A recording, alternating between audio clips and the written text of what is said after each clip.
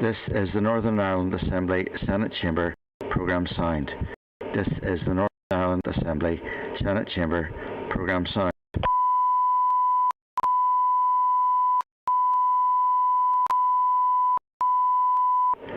This is the Northern Ireland Assembly Senate Chamber Programme Sound. This is the Northern Ireland Assembly Senate Chamber Programme Sound.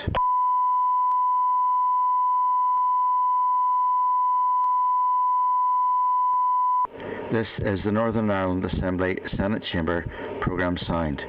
This is the Northern Ireland Assembly Senate Chamber Programme Sound. This is the Northern Ireland Assembly Senate Chamber Programme Sound. This is the Northern Ireland Assembly Senate Chamber Programme Sound. This is the Northern Ireland Assembly Senate Chamber Programme Sound. This is the Northern Ireland Assembly Senate Chamber Programme Sound. This is the Northern Ireland Assembly Senate Chamber Programme Sound. This is the Northern Ireland Assembly Senate Chamber Programme Sound. This is the Northern Ireland Assembly Senate Chamber Programme Sound. This is the Northern Ireland Assembly Senate Chamber Programme Sound.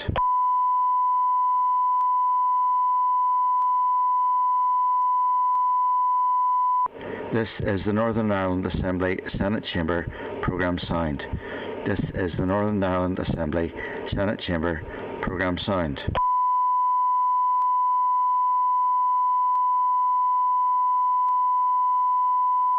This is the Northern Ireland Assembly Senate Chamber Programme Sound.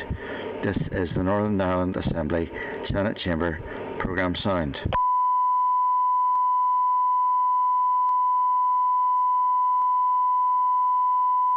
This is the Northern Ireland Assembly Senate Chamber Programme Sound. This is the Northern Ireland Assembly Senate Chamber Programme Sound.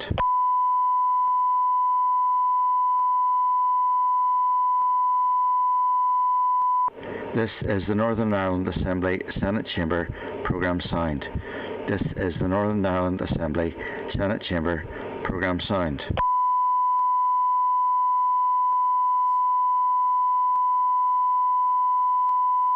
This is the Northern Ireland Assembly Senate Chamber Programme Sound. This is the Northern Ireland Assembly Senate Chamber Programme Sound. This is the Northern Ireland Assembly Senate Chamber Programme Sound. This is the Northern Ireland Assembly Senate Chamber Programme Sound. This is the Northern Ireland Assembly Senate Chamber Programme Sound. This is the Northern Ireland Assembly Senate Chamber Programme Sound. This is the Northern Ireland Assembly Senate Chamber Programme Sound. This is the Northern Ireland Assembly Senate Chamber Programme Sound. This is the Northern Ireland Assembly Senate Chamber Programme Sound. This is the Northern Ireland Assembly Senate Chamber Programme Sound. This is the Northern Ireland Assembly Senate Chamber Programme Sound.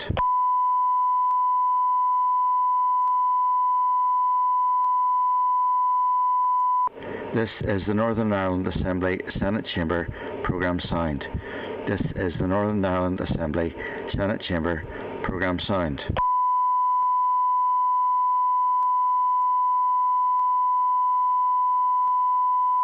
This is the Northern Ireland Assembly Senate Chamber Programme Sound. This is the Northern Ireland Assembly Senate Chamber Programme Sound.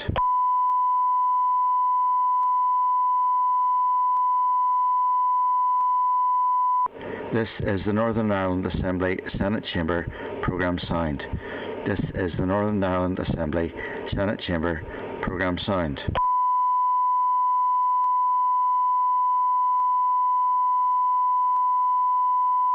This is the Northern Ireland Assembly Senate Chamber Programme Sound.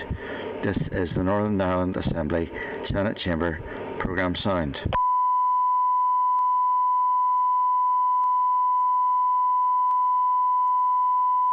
This is the Northern Ireland Assembly Senate Chamber Programme Sound. This is the Northern Ireland Assembly Senate Chamber Programme Sound.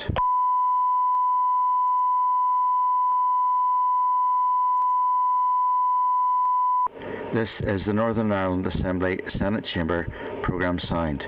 This is the Northern Ireland Assembly Senate Chamber Programme Sound. This is the Northern Ireland Assembly Senate Chamber Programme Sound. This is the Northern Ireland Assembly Senate Chamber Programme Sound. This is the Northern Ireland Assembly Senate Chamber Programme Sound. This is the Northern Ireland Assembly Senate Chamber Programme Sound. This is the Northern Ireland Assembly Senate Chamber Programme Sound. This is the Northern Ireland Assembly Senate Chamber Programme Sound. This is the Northern Ireland Assembly Senate Chamber Programme Sound. This is the Northern Ireland Assembly Senate Chamber Programme Sound. This is the Northern Ireland Assembly Senate Chamber Programme Sound.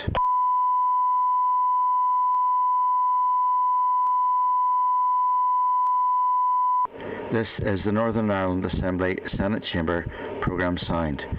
This is the Northern Ireland Assembly Senate Chamber Programme Sound.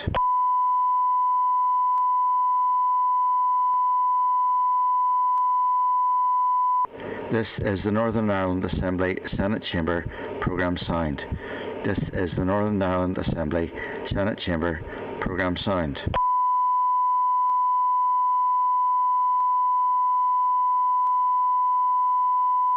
This is the Northern Ireland Assembly Senate Chamber Programme Sound. This is the Northern Ireland Assembly Senate Chamber Programme Sound.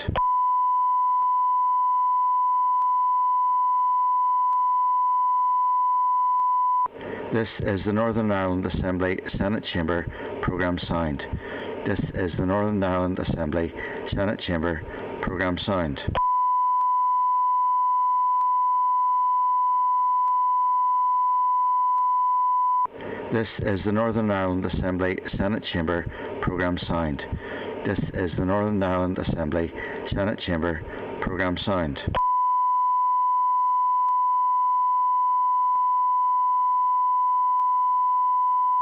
This is the Northern Ireland Assembly Senate Chamber Programme Sound. This is the Northern Ireland Assembly Senate Chamber Programme Sound.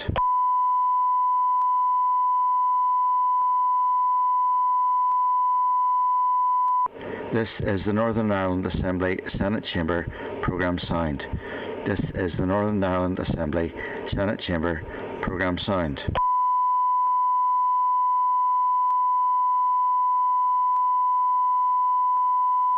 This is the Northern Ireland Assembly Senate Chamber Programme Sound. This is the Northern Ireland Assembly Senate Chamber Programme Sound. This is the Northern Ireland Assembly Senate Chamber Programme Sound.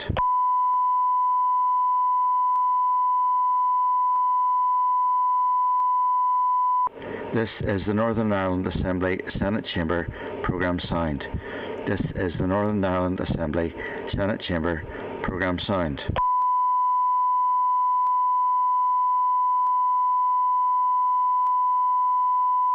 This is the Northern Ireland Assembly Senate Chamber Programme Sound.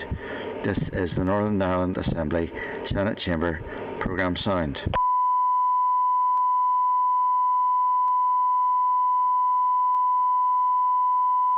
This is the Northern Ireland Assembly Senate Chamber Programme Sound.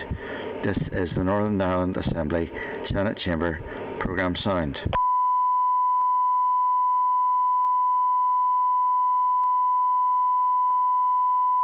This is the Northern Ireland Assembly Senate Chamber Programme Sound. This is the Northern Ireland Assembly Senate Chamber Programme Sound.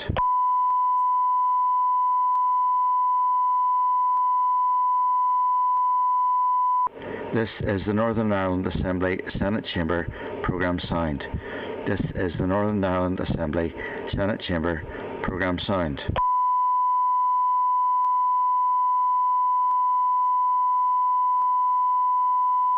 This is the Northern Ireland Assembly Senate Chamber Programme Sound. This is the Northern Ireland Assembly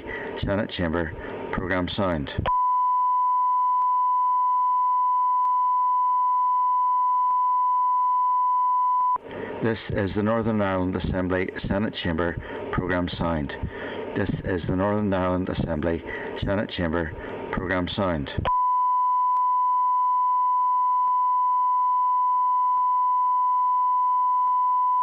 This is the Northern Ireland Assembly Senate Chamber Programme Sound. This is the Northern Ireland Assembly Senate Chamber Programme Sound. This is the Northern Ireland Assembly Senate Chamber Programme Sound. This is the Northern Ireland Assembly Senate Chamber Programme Sound. This is the Northern Ireland Assembly Senate Chamber Programme Sound.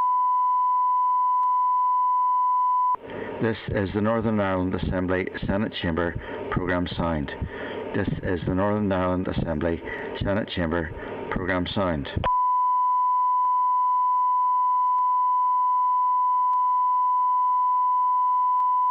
This is the Northern Ireland Assembly Senate Chamber Programme Sound.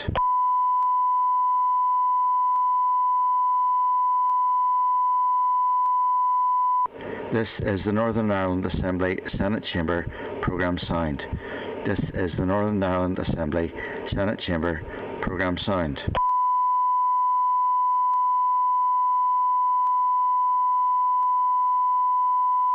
This is the Northern Ireland Assembly Senate Chamber Programme Sound. This is the Northern Ireland Assembly Senate Chamber Programme Sound.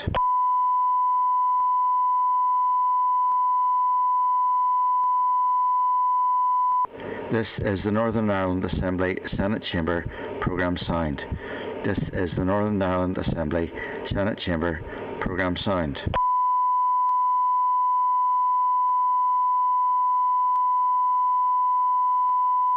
This is the Northern Ireland Assembly Senate Chamber Programme Sound. This is the Northern Ireland Assembly Senate Chamber Programme Sound. This is the Northern Ireland Assembly Senate Chamber Programme Sound. This is the Northern Ireland Assembly Senate Chamber Programme Sound.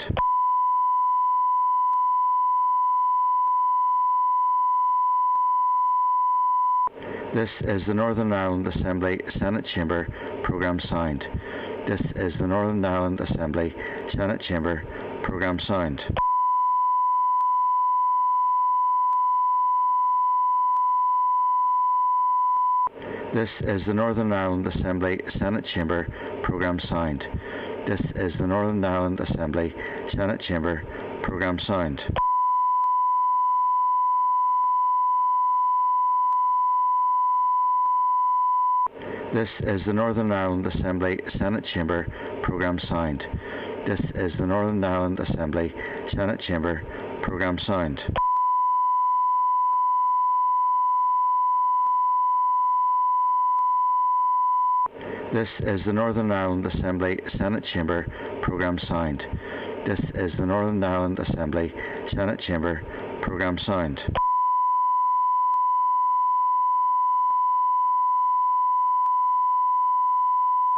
This is the Northern Ireland Assembly Senate Chamber Programme Sound. This is the Northern Ireland Assembly Senate Chamber Programme Sound.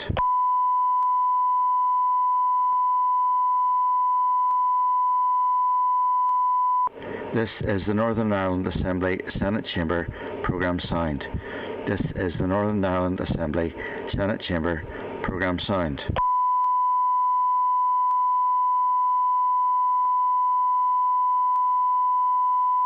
This is the Northern Ireland Assembly Senate Chamber Programme Sound. This is the Northern Ireland Assembly Senate Chamber Programme Sound.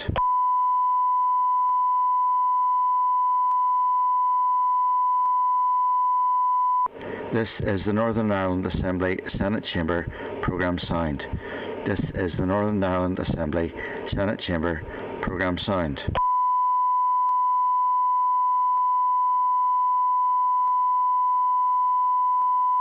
This is the Northern Ireland Assembly Senate Chamber Programme Sound.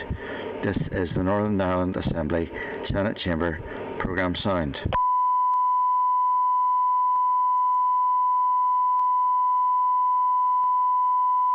This is the Northern Ireland Assembly Senate Chamber Programme Sound.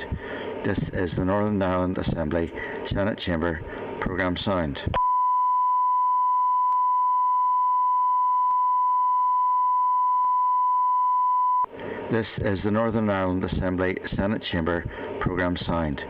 This is the Northern Ireland Assembly Senate Chamber Programme Sound. This is the Northern Ireland Assembly Senate Chamber Programme Sound. This is the Northern Ireland Assembly Senate Chamber Programme Sound. This is the Northern Ireland Assembly Senate Chamber Programme Sound. This is the Northern Ireland Assembly Senate Chamber Programme Sound.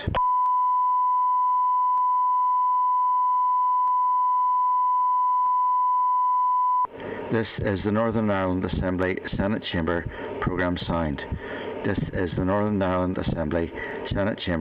Programme Sound.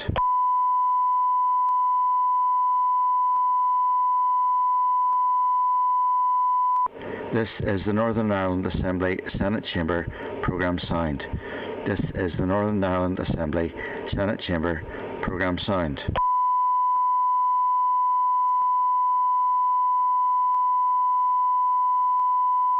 This is the Northern Ireland Assembly Senate Chamber Programme Sound. This is the Northern Ireland Assembly Senate Chamber Programme Sound.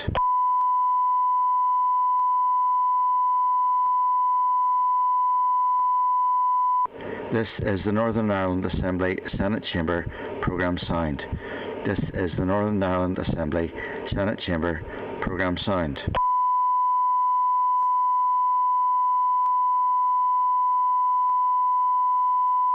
This is the Northern Ireland Assembly Senate Chamber Programme Sound. This is the Northern Ireland Assembly Senate Chamber Programme Sound. This is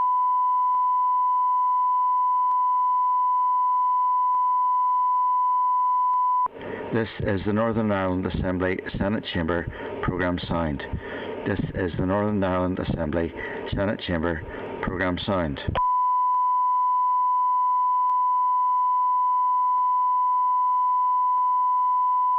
This is the Northern Ireland Assembly Senate Chamber Programme Sound. This is the Northern Ireland Assembly Senate Chamber Programme Sound. This is the Northern Ireland Assembly Senate Chamber Programme Sound.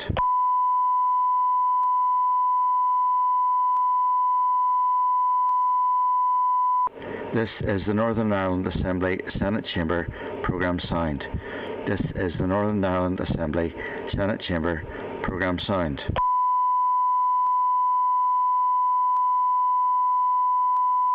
Chamber Programme Sound. This is the Northern Ireland Assembly Senate Chamber Programme Sound.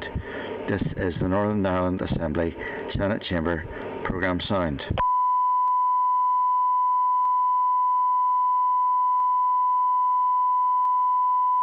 This is the Northern Ireland Assembly Senate Chamber Programme Sound. This is the Northern Ireland Assembly Senate Chamber Programme Sound.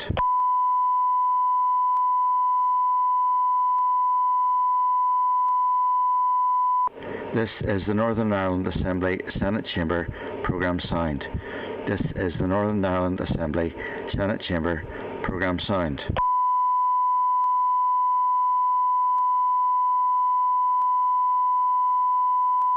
This is the Northern Ireland Assembly Senate Chamber Programme Sound. This is the Northern Ireland Assembly Senate Chamber Programme Sound.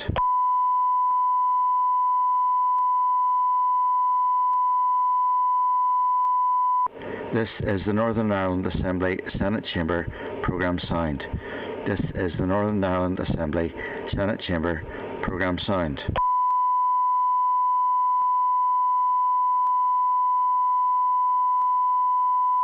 So we're now on public session. So I'll just read through the agenda. Apologies. We've had apology from Steve Aiken, Philip McGuigan and Jim Allister. Are members aware of any other apologies? No, expecting all members. No. Philip has delegated his vote to Melissa under Temporary Standing Order 1156. Yeah. Okay, Melissa, thank you.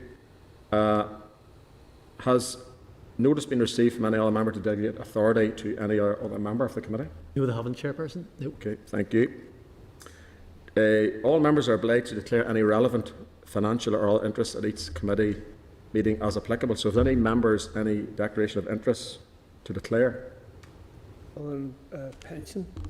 Oh, okay, as a pensioner. I think you may have got in under the wire anyhow. I don't think you're affected. Look at you. Okay, so just the one declaration of interest as a public sector pensioner. Okay. Yeah. Or potential public sector pensioner. Teacher's pension. That's right. Yeah. Okay, thank you, Alicia. Okay, Chairperson's business then, 3.1. The Chairperson of the committee and I met informally with the Interim Department Secretary Colin Boyle and with Mark McLaughlin, the Deputy Director of Communications and Engagement on Monday, the 20th of September past. This was agreed previously by the committee. We discussed budget timescales and the committee's dissatisfaction with the provision of budget information. The department is to write again to the committee setting out the interaction between the spending review and the next draft budget and the budget planning which is being undertaken by departments for the next 3 financial years. It is understood that departments have been asked to consider cuts of 2%, 4% and 8% for years 1, 2 and 3. It is understood that the department has been tasked to consider alternative sources of funding to support increased research and development in Northern Ireland. We discussed fire safety building regulations and the committee's concern that legislation and appropriate measures be put in place rapidly in order to limit the risk to any householders affected. The department is considering options including possible provisions to permit the Ministry of Housing, Communities and Local Government to provide assistance to the department in respect of the limited number of properties affected. We discussed staff resourcing issues in the civil service, including the filling of the reported 4,500 vacancies and replacement arrangements for the HR Connect, Account NI and aspects of NI Direct, as well as the ongoing reviews of recruitment and performance management, etc. We discussed the work of the Procurement Board. The Department agreed to provide an oral briefing on related progress later in 2021. The Interim Permanent Secretary asked that there may be an arm's length body bill introduced before the end of the mandate. An RHI action plan may be signed off by the Executive shortly, and a competition to provide for his permanent replacement might commence after Halloween and conclude in the new year. Are members content to receive the additional briefing on the Procurement Board, etc., as indicated? Is this agreed? Okay. Draft minutes of proceedings of the 15th of September 21. The draft minutes of the Finance Committee meeting of the 15th of December 2021 are at page 7. Are members content that the draft minutes of the 15th of September 2021 are an accurate recorder of proceedings? Is this agreed? Okay. Thank you. Matters arising. There are no matters arising. Is this agreed? Okay. Okay. Subordinate legislation, FGM protection order. I refer members to the SL1, the Female Genital Mutilation Protection Orders, relevant third-party order, Northern Ireland 2021 at page 17 of your packs. The proposed rule will come into operation as soon as possible so that, where required, the Health and Social Care Trust can apply for a FGM protection order without requiring leave of the court. The rule is subject to negative resolution procedure. Is the committee content that it has no objection to the related policy and that it is also content for the department to make the rule? Is this agreed? Absolutely. Okay, thank you.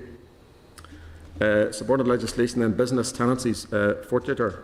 Sorry, I shouldn't be reading that bit, I apologise. I refer members to SR 2021-255, the business tenancies coronavirus restriction or forfeiture relevant period, Northern Ireland number 3, regulations 2021 at page 22 in your packs. Previous correspondence from the Minister is appended at page 26, indicating that the rule will extend The moratorium on the restriction of forfeiture continue until the 25th of March 2022. The SR will come into operation on the 29th of September 2021 in breach of the 21-day rule. If members are content? Content, yeah. Yep. Good morning, Matthew. How are you? That the Business Committee for Finance has considered the statute rule SR 2021-255, Business Tenancies Coronavirus Restriction of Forfeiture Relevant Period, Northern Ireland No. 3 Regulations 2021, and subject to the report of the Examiner of Statute Rules, has no objection to the rule. Is this agreed? Agreed. Agreed. I refer members to SR 2021-252, the Financial Assistance Aluminium Composite Material ACM Mediation Fund, Private Residential Properties over 18 metres, Regulations Northern Ireland 2021 at page 32 of your packs. The Executive agreed on the 8th of July 2021 to set aside £1 million as a remediation fund for certain properties with aluminium composite materials, or ACMs, and to give consideration to further funding if required. The SR allows for the remediation fund to be established. The restrictions are as indicated in the Clerk's covering note. The statute rule is subject to negative resolution procedure, and it is to come into effect on the 6th of October 2021. Are members content? Content. Okay. That the Committee for Finance has considered the statute rule SR 2021-252, the Financial Assistance Aluminium Composite Material ACM Remediation Fund, Private Residential Properties over 18 metres, Regulations Northern Ireland 2021, and subject to the report of the Examiner of Statute Rules, has no objection to the rule. Is this agreed? Agreed. Okay. Members are also asked to note in your table packs items a letter from the Minister indicating that the Remediation Fund call for evidence has been launched and will close on the 31st of October 2021. Are members content to note? Is this agreed? Note. Content. Okay. So members, we're now going to receive an oral briefing from RIAs regarding the public service pension reform. The committee will now receive this, and I want to welcome on Starleaf Michael Scholes. He's there. Is he there okay? Yes. Michael, Research Office. Michael, can you hear us okay? Yes, I can, surely. And the following papers, members, are relevant to this agenda item, an Assembly research paper at page 42. So Michael, if you want to make your opening statement, please, and then I'll invite members to ask questions afterwards. Surely. Can I just check if you can hear me and see me okay, Chair? Both he and C, thank you. Go ahead, Michael, that's fine. Great.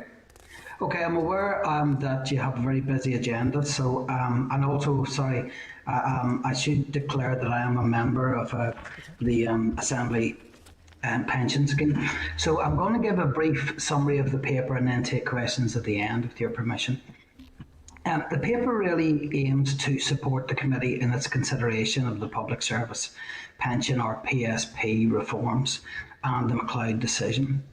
Section 1 of the paper presents a brief overview of pensions and outlines the case for reform.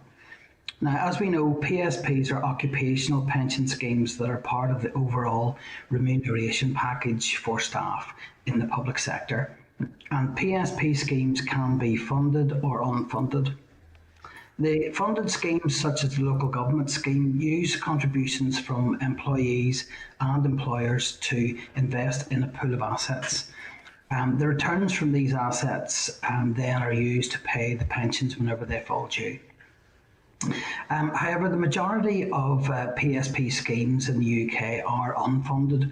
They simply use the contributions from members and employers to pay the pensions.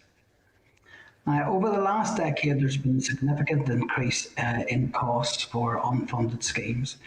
Estimations by the government's Actuaries Department showed that the cost would rise to £79 billion by 2060 from an estimated £25 billion in 2010.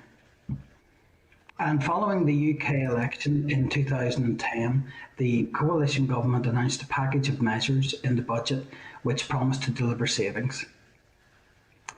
They included a review of PSPs by the Independent Public Service Pensions Commission, which became known as the Hutton Review. The Hutton Review reported that PSPs in their current form were not sustainable and recommended several reforms, including moving the normal pension age to the state pension age, replacing the existing final salary schemes with career average schemes, and introducing a cost control mechanism. And the UK government accepted the Hutton recommendations and began to negotiate with trade unions to reform the PSB. So section 2 of the paper gives a summary of these reforms. Now, the reform schemes that were based on career average contributions were introduced in 2015. However, the government agreed to allow members of pre-existing schemes or legacy schemes who were close to retirement to remain on those schemes rather than making them move to the new schemes. This became known as transitional protection, and provision for this transitional protection was offered in the Westminster Public Service Pensions Act 2013 and in the 2014 Public Service Pensions Northern Ireland Act. So the transitional arrangements were left to individual schemes. Some schemes offered full protection, which really gave eligible members that were within 10 years of the normal pension age on the 1st of April 2012 could stay on their existing scheme until they retired. Some schemes offered tapered transition, meaning those between 10 and 14 years from normal pension age could stay in their existing schemes for a period ranging from a couple of months to several years, again after 2015. Section 3 then looks at the cost control mechanism that was set up by the UK government. Section 12 of the 2013 UK Act and the 2014 Northern Ireland Act made provision for an employer cost cap to protect the taxpayer against changes in the scheme costs. The cost cap is the level or threshold at which costs could be measured against at the time of evaluation, and this was set for employers' contributions as a percentage of pensionable pay. It's also sometimes known as the target cost. So the employer cost cap is essentially a particular way of measuring the cost of the scheme at the time of a particular valuation. Then at the next valuation, the cost of the scheme is assessed against that target. If the assessed cost is within 2 percentage points of the target cap, then there's no action that's needed to be taken. However, if the cost is more than 2 percentage points above the target, this is then known as a ceiling breach, and action is taken to reduce members' benefits or to increase members' contributions to bring costs back in line with the target cap. Alternatively, if the employer's costs are 2 percentage points below the target, known as a floor breach, then the value of the members' benefits will be increased or members' contributions will be lowered. Put simply, if employers' costs are too high, then members' costs must be increased to address this. When members' costs are too low, then when employers' costs are too low, then members' costs must be lowered to achieve the right balance between the two. And the first valuation was in 2016, and it used data from pre-reform schemes in 2012. However, the provisional results from that valuation indicated a breach in the cost cap floor, and that, added to the complexities in light of the legal challenges, meant that the valuations were put on hold. And I'll come back to the 2016 valuations later on. So moving on then to section 4 of the paper, it discusses the legal challenges in relation to the transitional protection provisions. In 2018, following the judgment by the Court of Appeal, the transitional protection was found to be discriminatory against younger members of the judges and the firefighter schemes. The UK Government and the Northern Ireland Executive consulted on remedy proposals to address this unlawful age discrimination. All eligible members of PSP schemes were given a choice between legacy and the new scheme benefits in respect of any pensionable pay between the 1st of April 2015 and the 31st of March 2022. The key question in the consultation was when that choice would be made. The consultation gave two different proposals. Firstly, there was an immediate choice exercise whereby the choice would be made by the scheme members as soon as possible. And secondly, a deferred choice underpin where members could make the choice at the point of retirement or when benefits became payable. The majority of respondents selected the deferred choice option, and as a consequence, the UK Government introduced the Public Service Pensions and Judicial Offices Bill to place the policy objectives emerging from the consultations on a legislative basis. In Northern Ireland, the Department for Finance brought forward a legislative consent motion to extend the bill's provisions to Northern Ireland. Section 5 then of the paper presents the cost implications of the reforms and the remedy options to address the unlawful discrimination. As I mentioned earlier, the 2016 valuations are still to be worked out for all schemes. However, under Clause 80 of the bill, ceiling breaches above the employer cost cap will not be rectified for the 2016 valuations. This ensures that no benefit reductions for members can take place as a result of the conclusion of the 2016 valuation process. Clause 80 makes provision to amend Section 12 of the 2014 Northern Ireland Public Service Pensions Act in relation to the employer cost cap. However, the bill will not prevent rectification of any floor breaches that occur at the 2016 valuations, and any increase in members' benefits that are due will be honoured.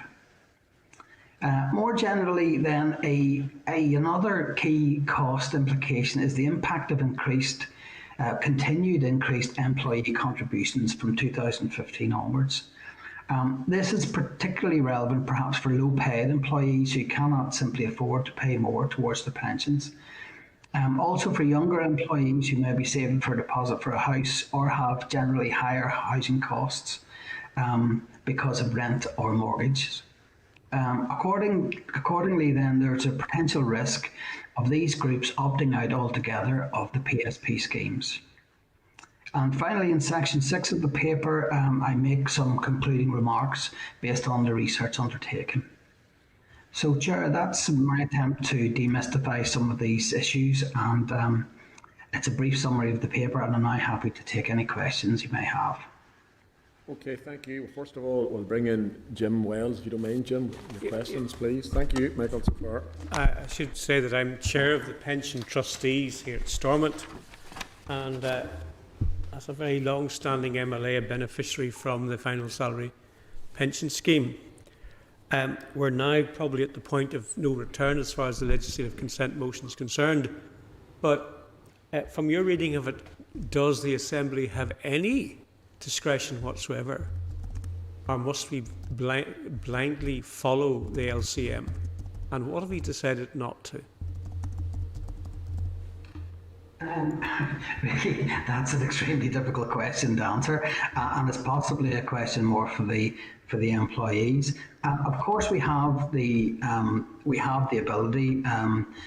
Pensions is a devolved matter. We have the ability, as you know, to go our own way, but the ramifications of that would have to be drawn out with Treasury and negotiations between DFP and Treasury, and the considerable costs would have to be negotiated going forward, which would probably ultimately mean that either employee costs or employers' costs, or effectively the taxpayer will have to pay.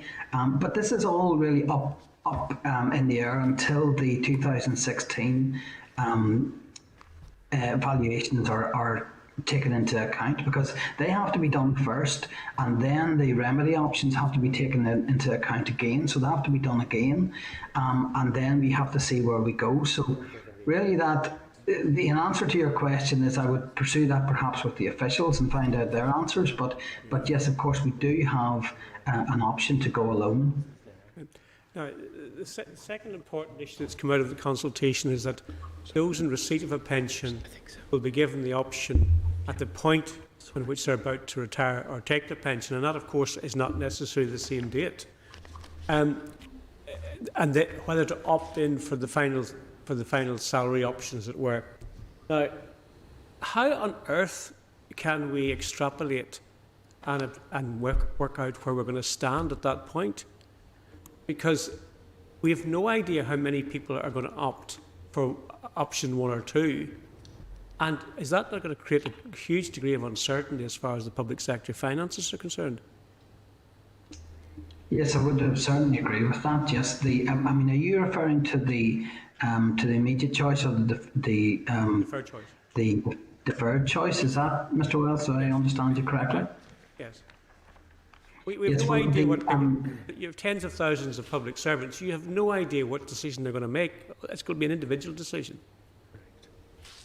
Yes, that's very true indeed. Yes, I mean it is going to be extremely problematic for the government actuaries departments.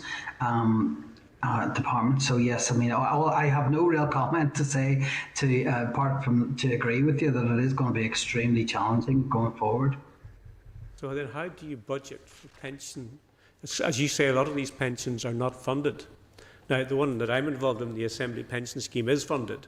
So we know exactly where we stand because it's our money. But a large amount of this has been paid directly out of Exchequer funds, or in our case, the block grant. So has anyone even tried to extrapolate an estimate of what's going to happen here in the years to come as people start to retire? No, but I would imagine Treasury would be working on those figures, and individual schemes would be working on those figures and projections. Because if you think about back in 2010, there were extrapolations going forward to 2060, I think it was. It was certainly for a long period of time, and they made some estimations of the percentage of GDP that pensions were the UK GDP that pensions really cost, and that was an increasing figure. So I think the ability is there. It's just going to be a very complicated task because of McLeod and the remedy decisions, heaping a lot of complexity on top of an already difficult situation. Okay. You, Jim? That's right, yeah. Any other member want to come in on any points? No? Okay, no. So, Michael, back to Jim's point, if the LCM isn't supported in the Assembly, obviously in the paper there's an option for the Minister to do whatever. Yeah. The only thing I would say is that the bill gives there's been an agreement to basically make to make the amends by that's been extended to 2023. So the clock is ticking. So in order for us to go down our own legislative route. Now, obviously, this is something that you can explore with the officials whenever they come in front of you. But it would be, I think, extremely challenging to get all of that bespoke Northern Ireland legislation done in time for this particular mandate. Okay, thank you, Pat.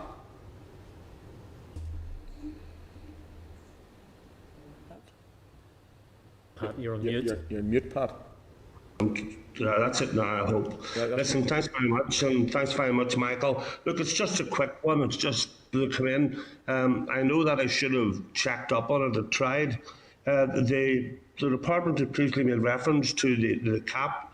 Is that mechanism is removed now because of the McLeod? I know Jim is fairly well up on it, and we have our meeting tomorrow, but that's as I'm reading. Is that correct? No, the mechanism is still in place. It's just that the valuations on which the mechanism are based, that's the 2016 valuations. That's been paused at the minute because of the complications around the remedy and McLeod. But the cost mechanism, that 2 percentage points either way, that's still going to be in place, and that's really crucial to establishing costs going forward. So that will, I would imagine, that will remain in place for a long time. Because it's the major, if you like, policy lever that the Treasury has to, if you like, keep costs and control for the taxpayer. All right, thanks. Okay, you, Pat, yeah? Thank you, Chair. Okay, thanks. Michael, I think that's all. We've nobody else indicating any other questions. I don't know whether you're glad to hear that or not. Michael, can I just thank you for a very clear and succinct explanation of what is a very complicated situation. I've been following this obviously for months, and I thought your paper actually explained it in layman's terms, which is very, very difficult given the fact it's so complex. Yeah, and I just want to thank you. Thank you too, Michael. Yeah, I was just about to thank you in your paper, so Jim has beat me to it. So thank you, Michael. Okay, thanks. Thank you very much. So, members, are there any actions we want to take forward at this stage from that briefing? Obviously, we're going to hear from the unions now and then follow up the department. Is there anything specific after hearing that? Well, Mr. Chairman, we've discussed this many, many times, and at the end of the day, I think we have no option here. We do have the power to go our own way, no question about it. We do have control over this. But all the evidence that's been stated by Michael and by departmental officials and the Minister is that we're stuck with following slavishly what is going to happen in the rest of the UK, and that will be to the detriment of some pensioners. But I just don't see a way around it. So it'll be interesting to see. It'll be almost pressing a nuclear option to do something different. But ultimately, no actions from that. I think Chairperson Pat may have a comment there. Pat, do you want to come in with a comment there? Hold on, if you get into the spot. Very good. Go ahead, Pat. Yes, hello, thanks very much. It's a significant, there's implications on that on all of the reforms, but I really think that we as a committee should be looking at the unlawful discrimination that sets out that and comes from all of that ruling. We do have to be considerate and helpful, and I know what Jim said, that was a good document we got there, and it sort of gave me a better of trying to understand it. So I think that we have to look at all of those injustices which is carried out in that, because a lot of people take it word when that was first given to them, regardless of the McLeod ruling on it or not. I still think that there is something there which just says is unlawful to me, and I don't want to go overboard on it, but if I look at what happened with the women's pension when it was cut, I mean, it's just maybe, I know that there's huge financial repercussions there through it, but I think we as a committee should be looking at, is there any of that unlawful in it? Does anyone agree with me on that, or are we beyond that stage? Well, Pat and members, if you're content, we'll have this next briefing and then the briefing from the department, and then we'll return to this for a sort of a discussion afterwards. Pat, are you content with that? Happy? Yep. Okay. Okay, so the committee will now receive an oral briefing from the public sector unions on the Public Service Pensions and Judicial Offices Bill. I want to welcome, and correct if I'm wrong, ladies and gentlemen, if I'm incorrect on any of these names, Alison Millar, yes, General Secretary, Northern Ireland Public Services Alliance, NIPSA for short. Yep. Dessie, Lowry. Yes. Okay, Union Representative, Royal College of Nursing. Yes, that's correct. And Nuala O'Donnell, Union Representative, Irish National Teachers organisation. Okay, and then the Fire Brigade Union representative was unable to attend members today's session. So the following papers are relevant to this agenda. Clerk's note at page 71, NIC ICTU paper from April 21 at page 76, correspondence from the Police Federation from April 21 at page 77, and then an NIC ICTU response to the Department of Finance consultation paper at page 78. This session is being recorded by Hansard, and my understanding is, Alison, you'll be retiring from NIPSA shortly. yes. This is what it says here, so I'm reading it out. Please accept the committee's thanks and best wishes for all your evidence in your future. Okay, well, I might be back in front of the committee again because I'm keeping on the pensions for my sins for a little while anyway. So you're not really retiring? Okay, so thank you. So I'd like to ask the witnesses, in whatever order you seem fit, to provide an opening statement, or up till 10-15 minutes in totality. Okay. And then we'll ask members for questions if you're happy enough. So whoever wants to kick off. I'll maybe kick off, and then Dessie and Nuala will come in. So first of all, I want to thank the committee on behalf of all of the public sector trade unions, and I think it's important that the committee realise is that myself, Nuala, Dessie and Jim, if he was available, it's not just those four areas. it's all public sector, so sort of we have been tasked on behalf of all of the public sector trade unions, sort of as a subgroup, to take forward all of the MacLeod issues and issues connected to MacLeod, so it covers all of the trade unions, but certainly this covers a number of the Pacific trade unions, and we have obviously consulted them on issues that will come before the committee today. And as the committee knows, this is primarily driven by unlawful age discrimination, which is commonly known as the MacLeod remedy. Maybe just to clarify a point, when we met with the committee earlier this year, we sort of had a question mark over the issue of the use of an LCM or whether it should be primary legislation. And at that time, we sort of reserved our position on that issue because we hadn't seen the bill. And the bill then wasn't published at Westminster until late in July. And while the trade unions collectively have no issue with an LCM, if it's because it's specifically the issue with the MacLeod, we do have concerns that the bill, as it currently sits at Westminster, and I think has reached final stage, is not how we believe this issue should be addressed. And that, I don't think that will be a surprise to the committee. So it's not about an issue of principle on an LCM, it's an issue about how the remedy is proposed in the primary legislation. But ultimately the Assembly is responsible for taking forward however the issue of the age discrimination element is addressed. And I think certainly that's the key issue for trade unions and how the remedy is to be proposed. I'll keep this fairly simple on behalf of trade unions.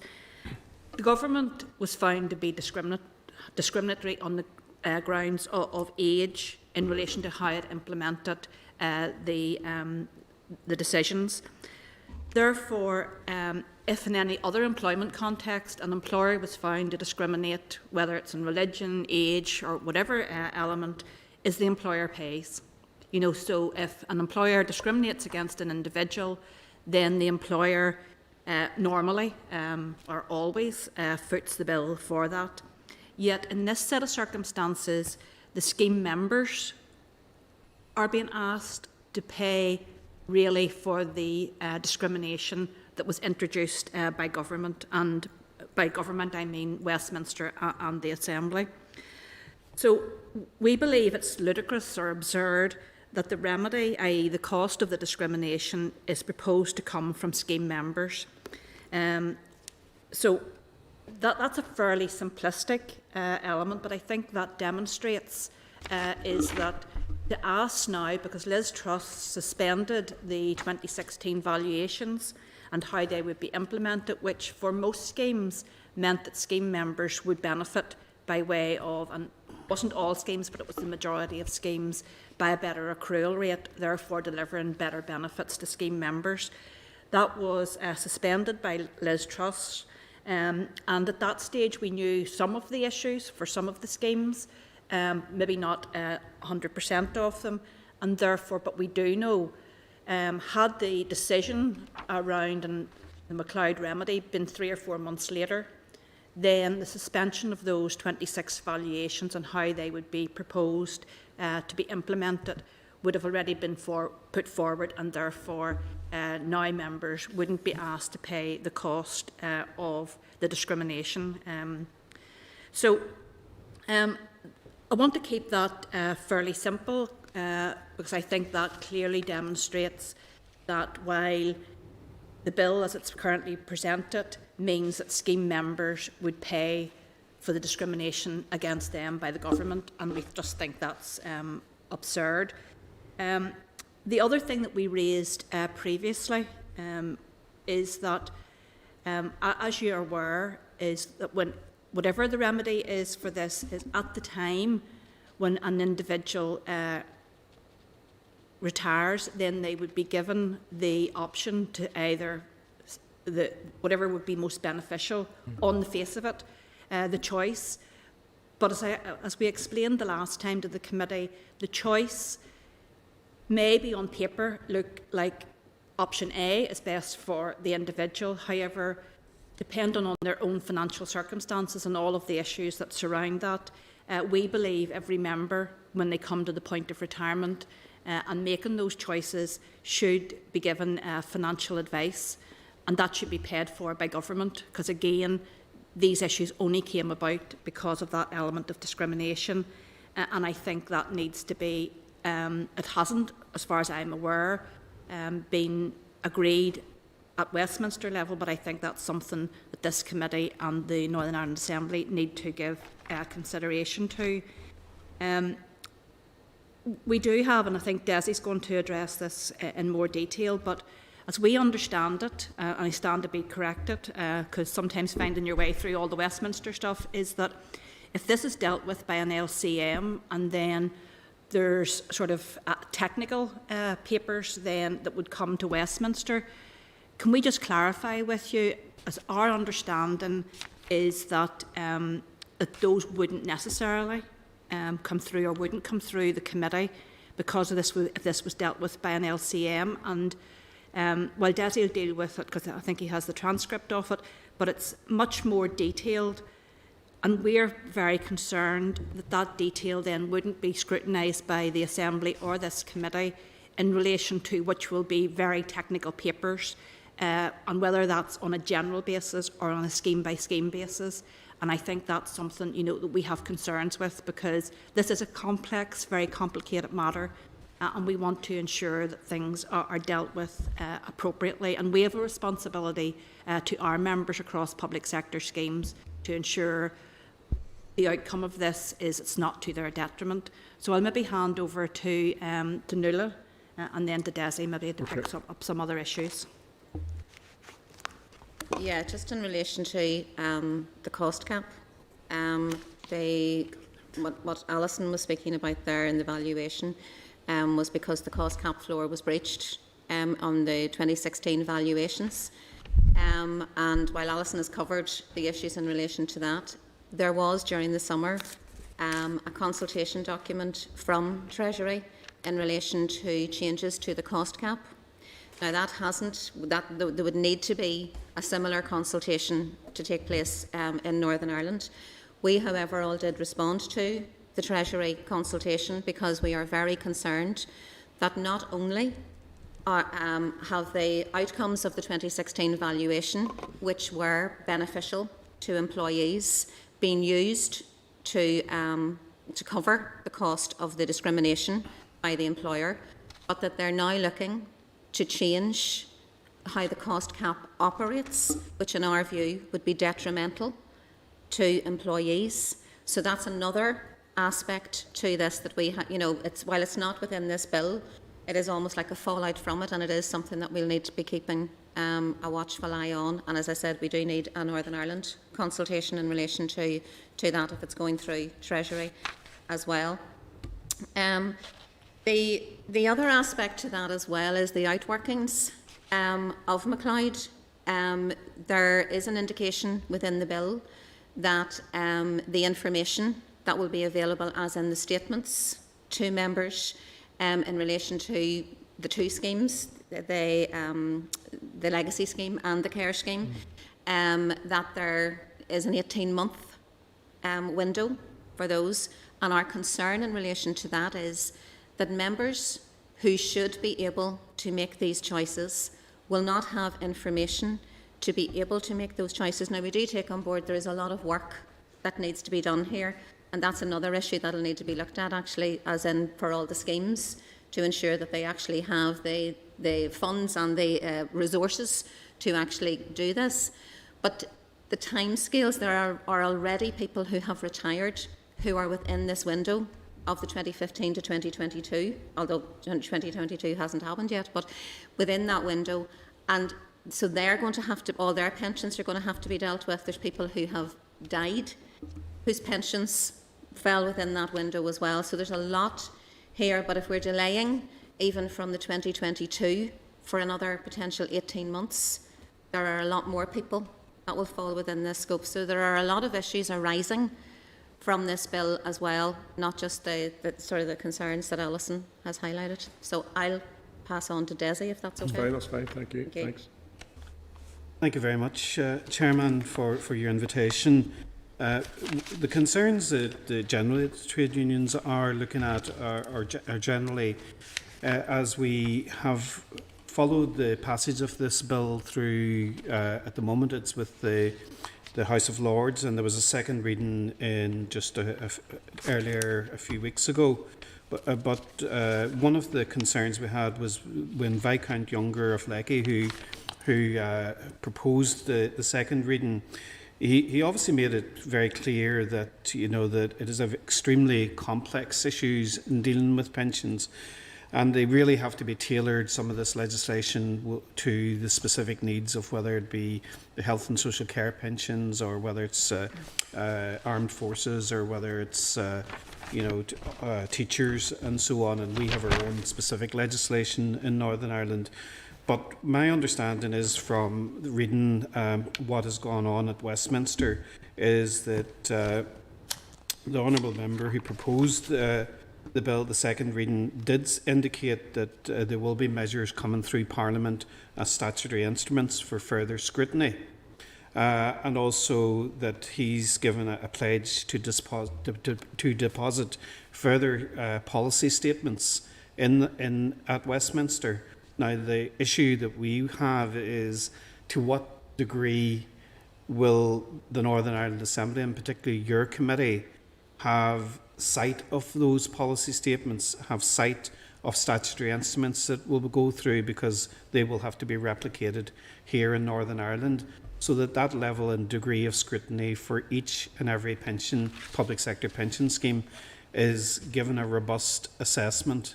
At the end of the day, pensions effectively are deferred wages that our members have paid into, albeit with contributions from the employer.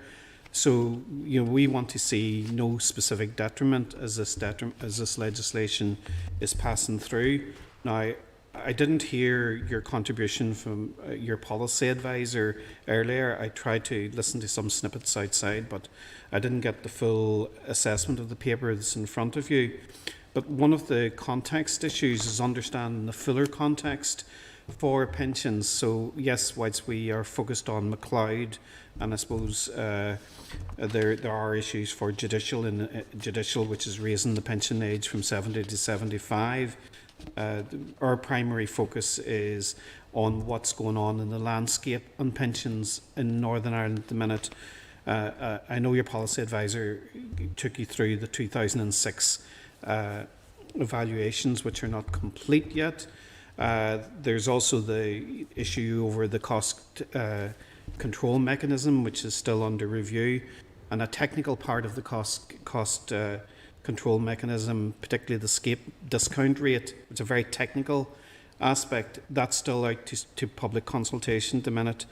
And also, on top of that, we have the effect of the changes of the 2020 valuations, which should have been completed by this stage. So you have all that landscape out there, and you have this passage of the Westminster Bill, and obviously a legislative consent. So it's trying to understand the full impact. And I know that previous select committees in the House of Commons have said that we should stand still and evaluate what has happened with our previous schemes to get a full understanding. So I do hope that what my colleagues have said will be taken into account by your committee, because what we need is a very robust assessment of that legislation, and also the various adjuncts to that, such as if Treasury are empowered to make directions, what can they do that will impact on our pensions. So, albeit to say that, just put on record once again, that we do not believe our members should pay, across the UK, it's estimated like £17 billion for the cost of remedy. And as Alison quite rightly pointed out, if that was in any other jurisdiction where discrimination was found, the employees would not have to pay. Thank you. Okay. Thank you, Alison, Millar and Dessie. I appreciate your points. So I'll maybe kick off with a couple of questions in with a few members, and I suppose I want you to sum up. I appreciate I've heard several different points. So if this LCM is not passed, in the Assembly or doesn't go through the Assembly, and the Minister may elect to bring his own legislation forward. And I know you've touched on several different points there. What's the main, to sum up, what's the main points you want, if you would want him to bring it to his legislation instead of the LCM? Well, in relation to what we given that it appears from Westminster that the legislation is going to be get royal assent, is that then an LCM would not be appropriate for all of the reasons we have outlined today, and then you would need to bring forward primary legislation. And I think there's a big vacuum here. I think the issue is that it's not about getting it done by a particular date, being the 31st of March 2022. It's about getting it done right. Because I think if, and you know, we are aware there's already been some legal action taken by GB trade unions around this issue. It would be regrettable if we were forced into a situation that we had to potentially take judicial review or other legal proceedings in order to halt this. That's not how we want to operate. I mean, there's been enough, I think, legal arguments around this and has been dragged out. So at this point in time, if the Westminster legislation gets royal assent, then I think the Assembly needs to take a step back and decide how they're going to pursue this, because ultimately I think the unions are going to be forced into a position of taking legal proceedings in order to halt the implementation of this. That doesn't do anybody any good. That exacerbates the situation, and it's clear that our position is that Treasury needs to pay for the discrimination that was implemented, not the scheme members, and that's our succinct point. Scheme members in many of the schemes were actually, as part of the 26 valuations, should actually have accrued better benefits over the last 3-year period. That hasn't happened, and at this point in time, if the legislation gets royal assent at Westminster level, then the Assembly needs to pause and decide how it's going to take this forward, because as sure as day follows night, I'm aware of legal proceedings already in the pipeline or already implemented in GB, and therefore the likelihood is that we're going to be into another legal wrangle, which will again, legal issues do not get resolved quickly, and this will add to the complications. And I appreciate that for expediency it would be nice to follow Westminster for these reasons, but not if scheme members across the UK are now going to be asked to pay the cost of the discrimination. It's just not tenable from trade unions and scheme members' point of view. I don't know whether my colleagues want to add. That's fine. Add anything. Happy enough. Dessie, you happy enough for that? Yes, yeah, content. Okay, Militia, please. Yes, okay. Fáilte Rovalig and Shaw. It's well very welcome here this evening. Thanks very much for your presentation as well too. And it's in relation to more or less the same thing again to them, sort of coming back to, because I detect, if anything, maybe a lack of confidence in terms of how the government actually is going to deal with this whole issue. You expressed concern that there's that danger of the cost of remedying the unlawful discrimination, that it will fall sort of on scheme members, even though the department themselves have given assurances that this will not be the case. But you still have concerns on this issue. Do you really feel that it's going to be left with the members themselves?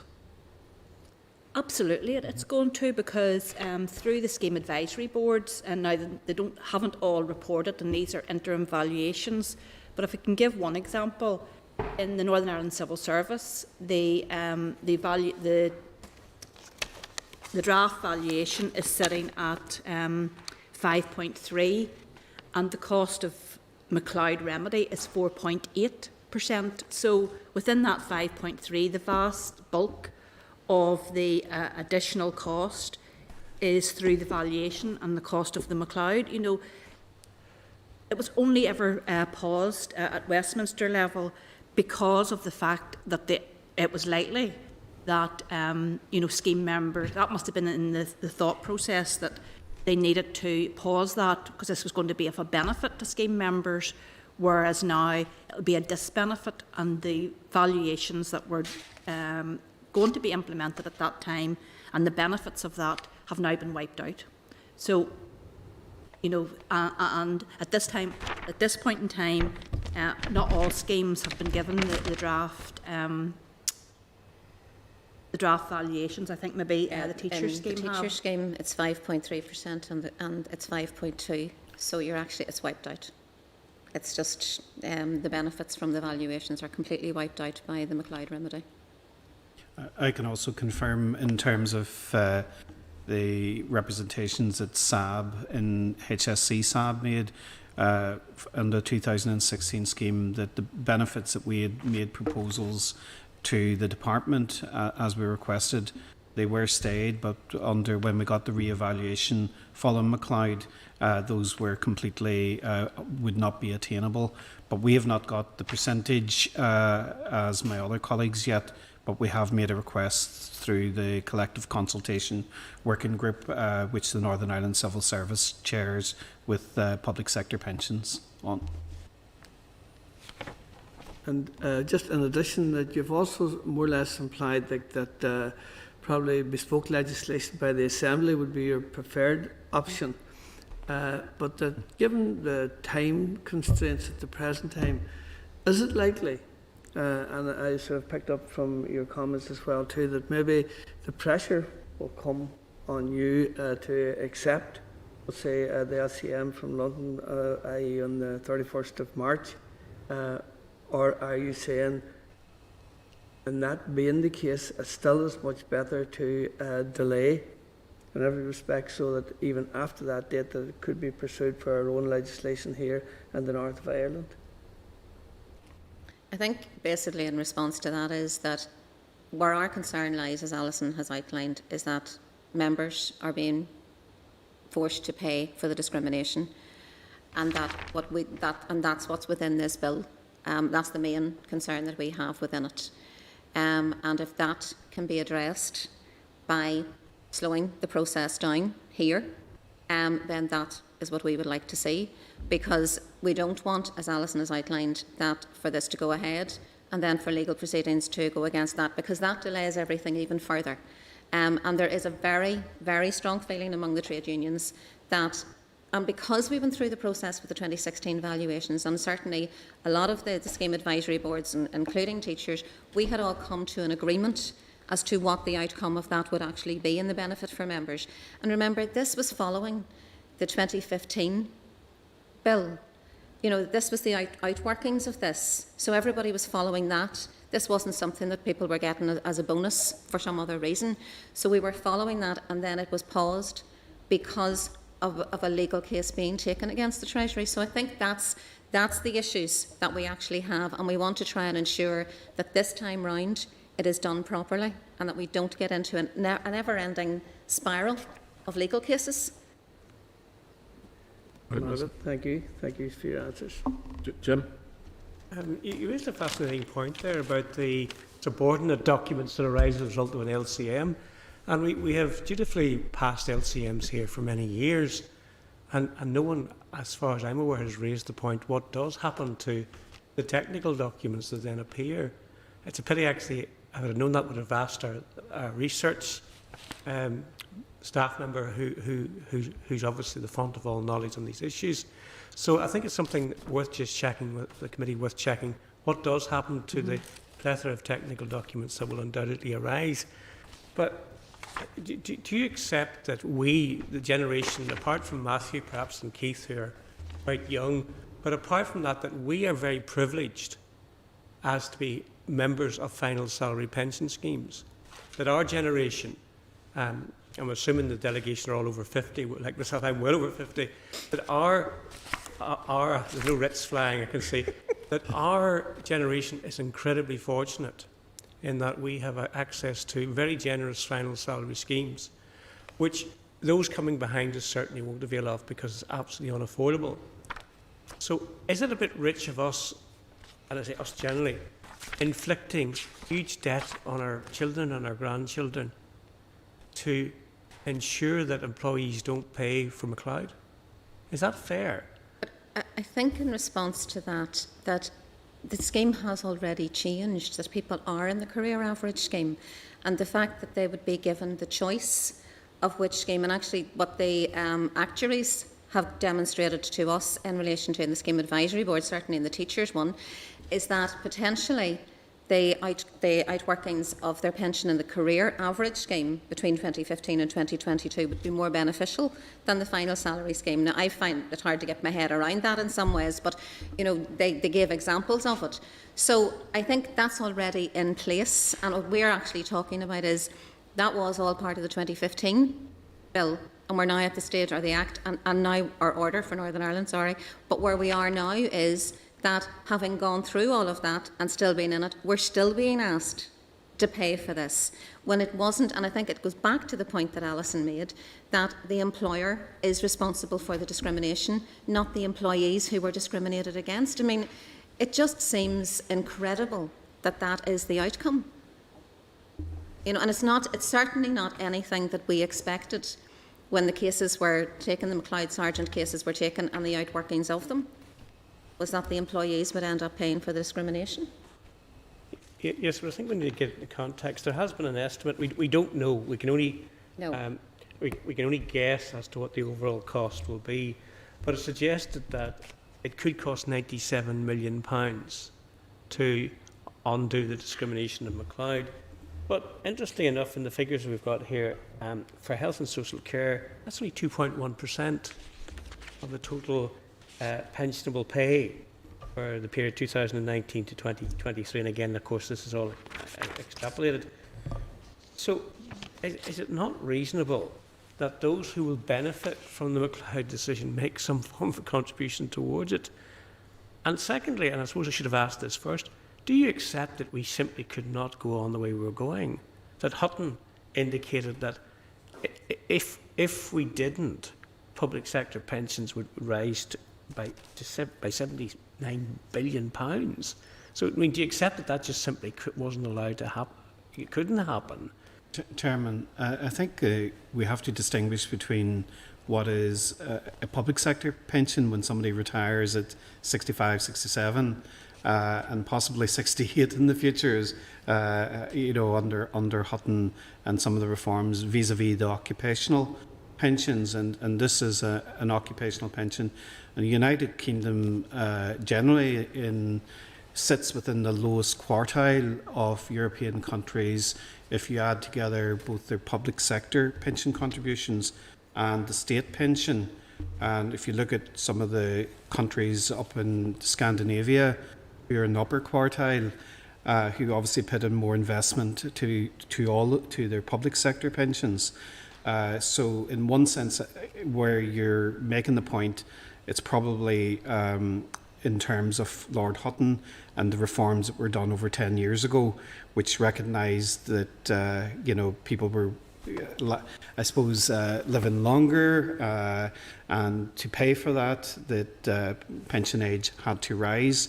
So women changed from 60 to 65, and the proposal obviously to move to 66. But this, in terms of occupational health and public pension schemes, the reality of the situation for us is that these effectively are deferred wages, which are put into by our members. They pay a contribution in health service according to what they earn, and they're looking at that money is invested and available to be paid back later down the line, and hopefully 40 years, that people will come out with a reasonable pension. But from healthcare, and particularly from a nursing point of view, given that our members are mostly female, this issue of having golden-plated pensions is very much a myth, where the average pensions hit around £7,000 and less, because most of our members, for example, will go out on maternity leave and for periods of time or take career breaks. I'll not get into specific areas, but yes, it is a very challenging, and you as guardians of public sector investment in Northern Ireland obviously have to scrutinise that you're getting value for money, and we respect that you have a challenge function to undertake. But your basic tenet is that the pensioner, the pension member should not pay, therefore it should be the state. No, this is specific around McLeod payment.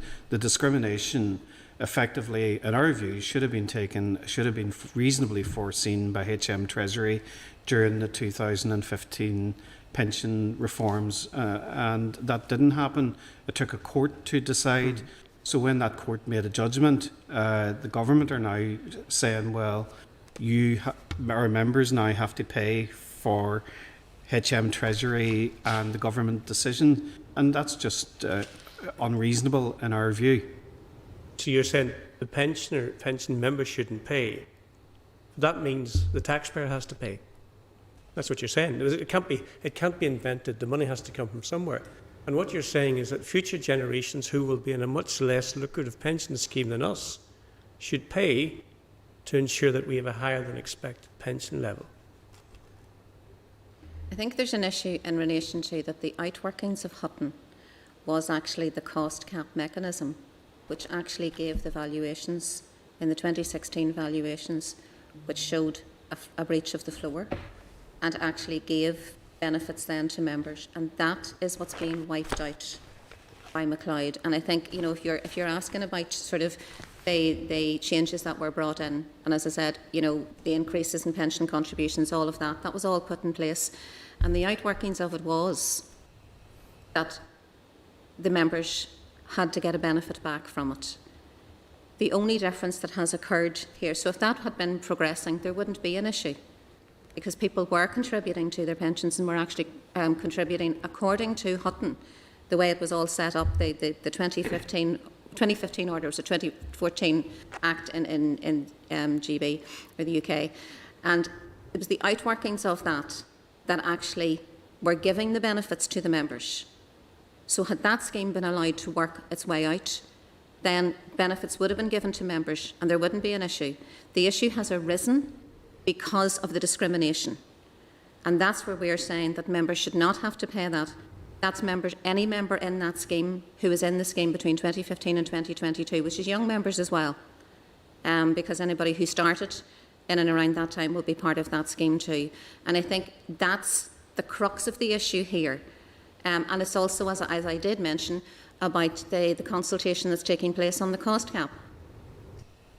So they're looking to change that now too, because it is demonstrating that the pension schemes are not in the deficit, or that members are not paying enough, as Hutton said, that they were and are.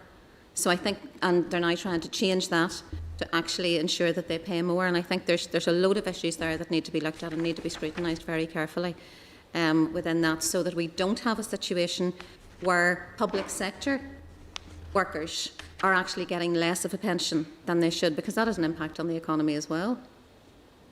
Thank you. Jim, thank you. Matthew. Thank you. Thank you both for your evidence, and all three of you for your evidence. It's much appreciated. Can I just ask on? So the bill is at the House of Lords now. The UK bill is at the House of Lords. The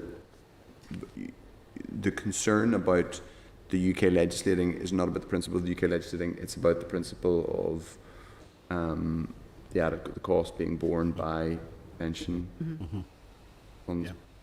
So fundamentally, the upshot of you asking for the Assembly to legislate is you asking for the Assembly to, or the Executive to bear the cost. Now, what is have you gone away and done any work on, because it is, as Jim has said, hard to know, impossible to know, because we don't know what decisions. Should say, by the way, Chair, have declared that I'm a member of the UK Civil Service Pension Scheme, for my sins.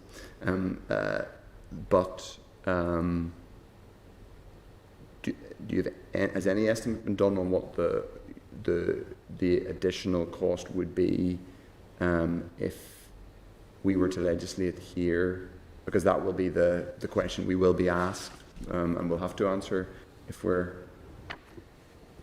I think it's estimated maybe about 17 billion. 17 billion.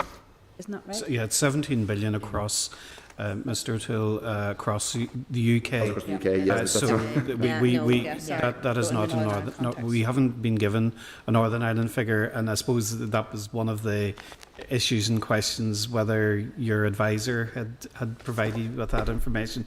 Unfortunately, we were outside of the hall, and because of COVID restrictions, we couldn't get into the public gallery to listen to that part of the session.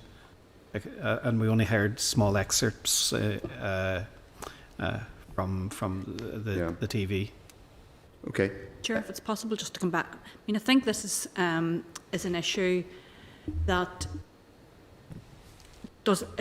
from our point of view, it doesn't matter what the cost is now. I anticipate as legislators that is something that would be of concern to the Finance Committee and to the Assembly. However, there would be nothing in our view that would prevent the Assembly and the Executive going to Treasury and seeking that additional money, whatever that might be, because of the discriminatory element of the pensions. And I'm quite sure that's something that would arise out of any potential legal proceedings. As I've said, we think there's been a large amount of money expended on legal cases around this issue. We want to get the issue resolved. We don't want to be in a position of having to lodge legal proceedings. But if that's the route that we have to take, then unfortunately, to protect our members, that's what we'll have to do. But my understanding is that's already in process because the UK unions and the legislation is slightly ahead. And therefore we are aware that that's already in process. So already there is legislation seeking to prevent the Westminster Bill proceeding, and therefore if legal proceedings were lodged in Northern Ireland. The legal proceedings in London to prevent from GB unions or from unions? Yeah. From the likes of the PCS type? The likes of all the civil service unions, my understanding is the likes of the FBU already have proceedings in place because this is so fundamental to the benefits of public sector employees who were promised if you pay more for your pensions, this is what the outcome of that will be, and here we are, and that I think this was going to be a once-in-a-lifetime change. Yeah. This was guaranteed for 25 years. You'll have heard all of this, and here we were, 5 years later. That wasn't, those commitments were thrown in the bin. So we have no fundamental objection to the issue of an LCM on this issue to address MacLeod. It's a method of so therefore that could only lead to the Assembly having to lay its own legislation and come up with a different method to remedy, which would not be that members pay. So, just to go, I want to come on to that in a second. But the bit around the UK GB unions lodging legal action, just would you need to? Could you join that? And kind of could Northern Ireland Union join that? If I mean, presuming. Or would it have to be here on the basis of, would you have to be getting, if the UK government is legislating and we're doing an LCM, does that have to be? I think it has to be here. I think now we would need to check that, but I think it would need to be here because the legislation would be going through here, so that's where we would need to challenge it. That's my understanding. Anyway. It would be obviously for the courts to decide whether they would stay the proceedings to await the outcome. And what is your understanding? What have the Department of Finance said to you in terms of presumably they've told you why their preference is to do an LCM? Speed really is. It's speed. Yeah. It's just speed.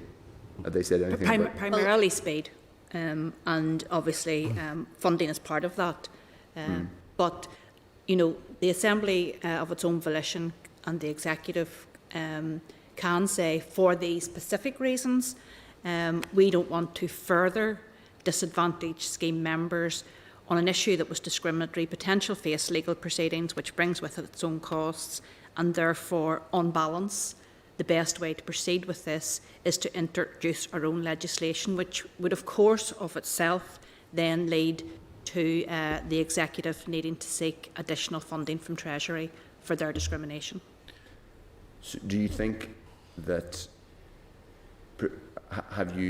that point hasn't been covered directly yet on the record to you by the Department of Finance? They haven't said to you, we're basically not going to do that, or we don't want to do that, because our view is that if the UK legislation goes through, we decide to do our own discrete legislation here, but then say we're going to petition the Treasury to cover the cost. They're going to say no chance. Or is that they haven't said that to you yet? But is that probably what they think? Or well, I think the department's in after us, so I think that will ask them that. You're right. Yes, yes, you're right. I think you're that's, right. That's definitely for a matter for the department. You're right.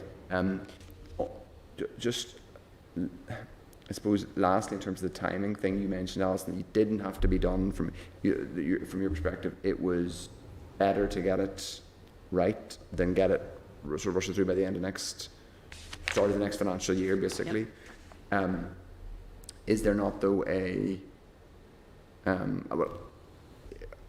our pension holders, to the extent that, some of these people are not, many of them will now be retired. Some of the people who are directly affected, as you said, one or two of them sadly passed away. Presumably that's not large numbers if they're not, they're not that old yet. Are the policyholders generally kind of supportive of leaving it to try and get the cost borne by government rather than by the employer?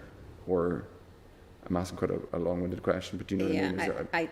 I think I know what you're saying, and I think if there's a possibility of the outcome being positive towards members not paying for the discrimination, then it is worth the delay. Because at the end of the day, the outcome of McLeod has to be implemented. So they're still going to get that choice at the end of the day, whenever that comes. And if the benefit to the greater number is because they would potentially, those who have, for the 2016 valuations, potentially some of those who are retiring would actually potentially benefit from the better accrual rates if that was not being used to offset McLeod. So there's a potential further benefit for those people, and I suppose, as Alison has said, we have to look at the best options for our members, and that's the way we're looking at it in that context. Because this is so complicated and actuarial, when you drill down into it, can I just re-summarise from a kind of helicopter view to see if I've got this correct? And you made this point, Dessie, that the broader UK government pension reforms, which have mostly been enacted in Northern Ireland since 2010, largely from the Cotton Review in 2011, have been to the disadvantage, broadly speaking, of newer policy members, of which I'm one, by the way, from an earlier part of my career. That has not been the advantage whether you're a public servant, civil servant, either here or in Britain. The McLeod judgment pointed to one specific unlawful unfairness. It was found to be unlawful, a bit of age discrimination, proposed a remedy at around about the same time, or a year or two before, the new valuation created a potential small but significant benefit to a cohort, or to the same cohort of pensioners. And the issue is that the small potential benefit from the 2016 revaluation is going to be wiped out by the proposed remedy to McLeod. So effectively, they will be, though it looks like they're even, some people will be even Stevens when you even out McLeod in the proposed McLeod remedy in the 2016 judgment. In actual fact, you're saying, in the context of it being a fairly bad, for these pension holders, they're losing out in the broader picture. So you're trying to protect. Chairman, can I just add one point here? When under McLeod, the deferred choice underpin will give individuals pensioner at the end, when they retire, an opportunity to say, were they better in this scheme during this protected period, or are they better in this scheme? So they're going to have a financial choice to make. And the one thing we haven't touched on was who pays for the financial advice that millions across the UK are going to have to find a financial person who is authorised by the FS Financial Standards Authority to give independent advice. And I know that question's been asked during the course of the passage at the House of Lords in the second reading, but there's no response yet. But that might be one that you would want to put to the department officials, because, again, as we said, this remedy was unlawful discrimination, of which our members have suffered, shouldn't be suffering a detriment. So therefore, they will need independent financial advice when they come to retire about which choice is best for them. Now, we within trade unions, given the fiasco many, many years ago, do not give financial advice, and we're very clear about that. So independent financial advice will have to be sought for individuals who choose that. And so who pays for that is going to be a question for your departmental officials.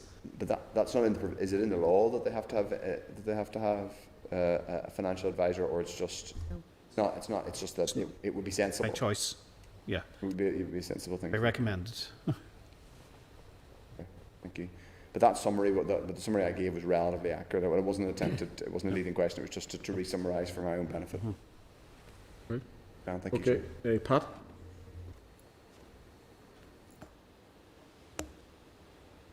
Thank you. I had note behind there, Matthew, that covered it, but just want to have the union representatives there. If this LCM is not passed by the Assembly, if I'm reading this right, what changes would the unions wish to see? Like, what would you like to see if it was brought in by the Minister himself in order to try and mitigate the discrimination, which I've no doubt was practised out against your members? It goes back to the issue of is that a new remedy would need to be found that didn't ask members to pay for the discrimination.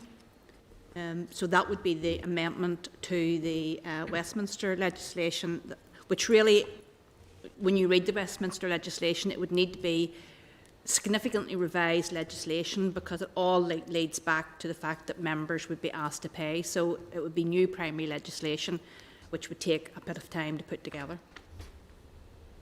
Okay, that's it, Chair. Thanks. Okay. No other members indicated any other questions. So, Alison, Dessie and Millar, thank you very much. Thank you. All the Chair, best. could I maybe just clarify a position around, I think certainly maybe clarify this position that we asked about the technical issues, if that could be forwarded to us. And could you just, so I'm clear about the timescale now, the committee has to write up its report within, is it 5 days from today? The standing orders say it's 15 days, 15 working days within the memorandum being laid, but usually the department's kind of flexible with this, and we'll we'll want to be sure that the committee's happy, so if it wants to take a little bit longer, that should be all right. But members can ask the department that when they come in next. Yeah, because it's just when the the bill is then likely to come in front of the Assembly, because obviously we would want to make some representations outside of the committee.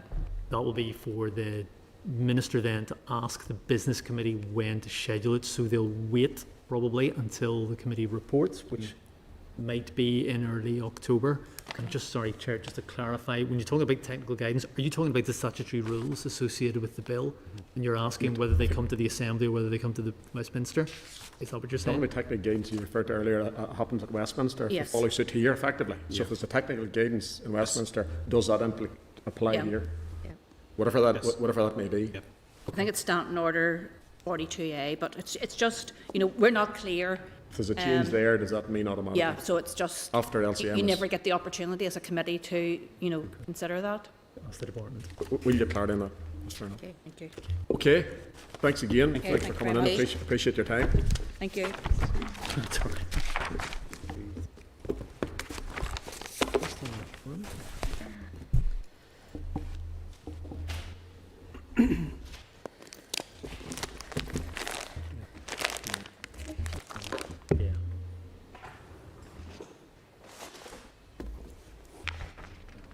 have the department lined up, so I think. Yep. Give me a minute. Yep. Thanks.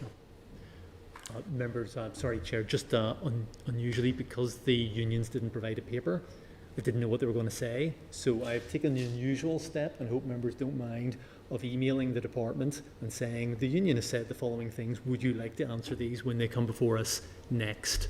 And I hope that's okay. I wouldn't ordinarily do that, but it's just, I didn't know what they were going to say until they appeared. So hopefully that'll make the briefing more useful, Chairperson. So members, normally after a briefing like that, we'll have a discussion on actions, but if we're content, we'll get the next briefing and then have a discussion, because obviously all three briefings are very similar. Are we content in doing that? Yeah? Okay. The committee now will receive an oral briefing from the Department on the Legislative Consent Memorandum LCM for the Public Services Pension and Judicial Offices Bill. I want to welcome on Starleaf, and I want I'm going with Blythened Smith. You maybe can, you can confirm the pronunciation. I apologise if that is wrong. You can confirm that. Assistant Director of Public Services Pension, DOF, and Stephen Ball, Public Services Pension Policy and Legislation Branch. The following papers are relevant to this agenda item. A clerk's note at page 132, departmental correspondence at page 137, and the LCM memorandum at page 147, and a copy of our 2021 Public Service Pensions leaflet at page 165. This session is being recorded by Hansard, and officials, you're very welcome if you'd mind making an opening statement, and then we can come back with questions. You're on mute. You're mute, Blanid. Blanid. I've just been educated there, Blanid. Is that correct? Is that the right pronunciation? You're still on mute. Not us. It must be you. Blanid. Stephen, do you want to take her out of the spotlight and put her back in again, see if it does anything?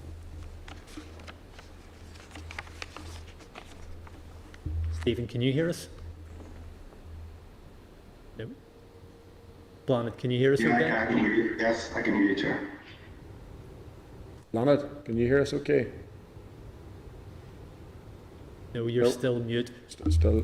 Blanid, do you want to try logging off and going back in again? That usually works. I hope you said yes. You could have her volume down. She might do. Easily done. No, we'll wait. Just wait till she comes back. I think it's Blanid's leading anyway. So, Blanid. Always the letter before the hitch is silent. Sometimes you never know. See that now? If you look at the name now, you'll Hitch, Blanid, Gallagher. there you go. Stephen, we'll just wait. Chair, we'll just wait a wee second. Chair, if you wished, I could make the opening remark unless you're content for wait until Blanid rejoins. We'll wait a wee moment, Stephen, if you don't mind, just to see if that's okay. Sure.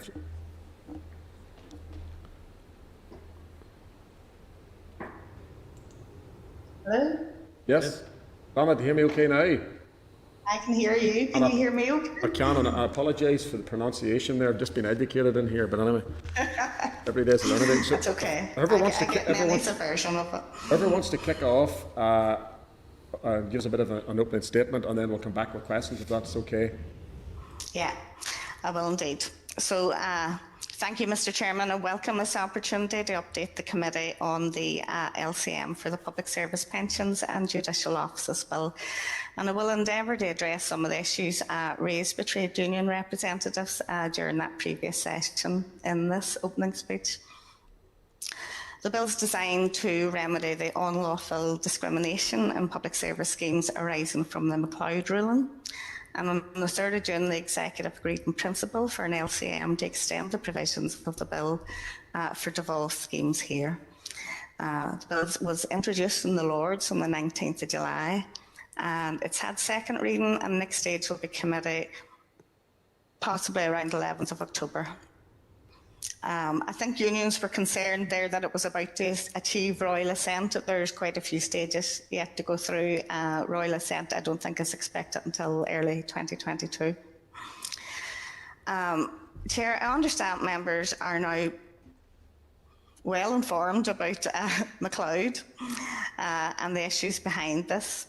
So the judgment in 2018 ruled that the transitional measures incorporated in the introduction of the reform schemes in 2015, which allowed older scheme members to remain in their legacy arrangement, unlawfully discriminated against the younger members. And it is that discrimination that has been addressed in this bill. So it must be remedied, and legal advice confirms that identical transitional measures in our schemes must also be remedied. And if you're content, I'll give you a very brief overview of how the bill achieves this, and the rationale for the use of an LCM as the most pragmatic solution to ensure unlawful age discrimination is timelessly addressed for all our members of our public service schemes. And I'm also happy to take questions afterwards. The bill provides the legislative framework for each public service scheme to provide their members who have been affected by the discrimination by the scheme with a choice of their benefits for the remedy period of 2015 to 2022, and they can be calculated under the reformed scheme or the legacy scheme rules. This enables all members to have access to the best benefit package for them that's available for this period. And this choice is important because it would be a lot simpler if we just return all members to the legacy scheme for the remedy period. But however, not all members will be better off from having their benefits calculated in the old scheme rules, and many will in fact be more advantaged in the reformed scheme. However, this choice also introduces considerable complexity, as can be evidenced from the number of clauses in the bill. I think it's currently at 114. Whilst the details of the remedy are complex and diverse, thankfully for the purpose of administering it, the differences between schemes here and in GB are not.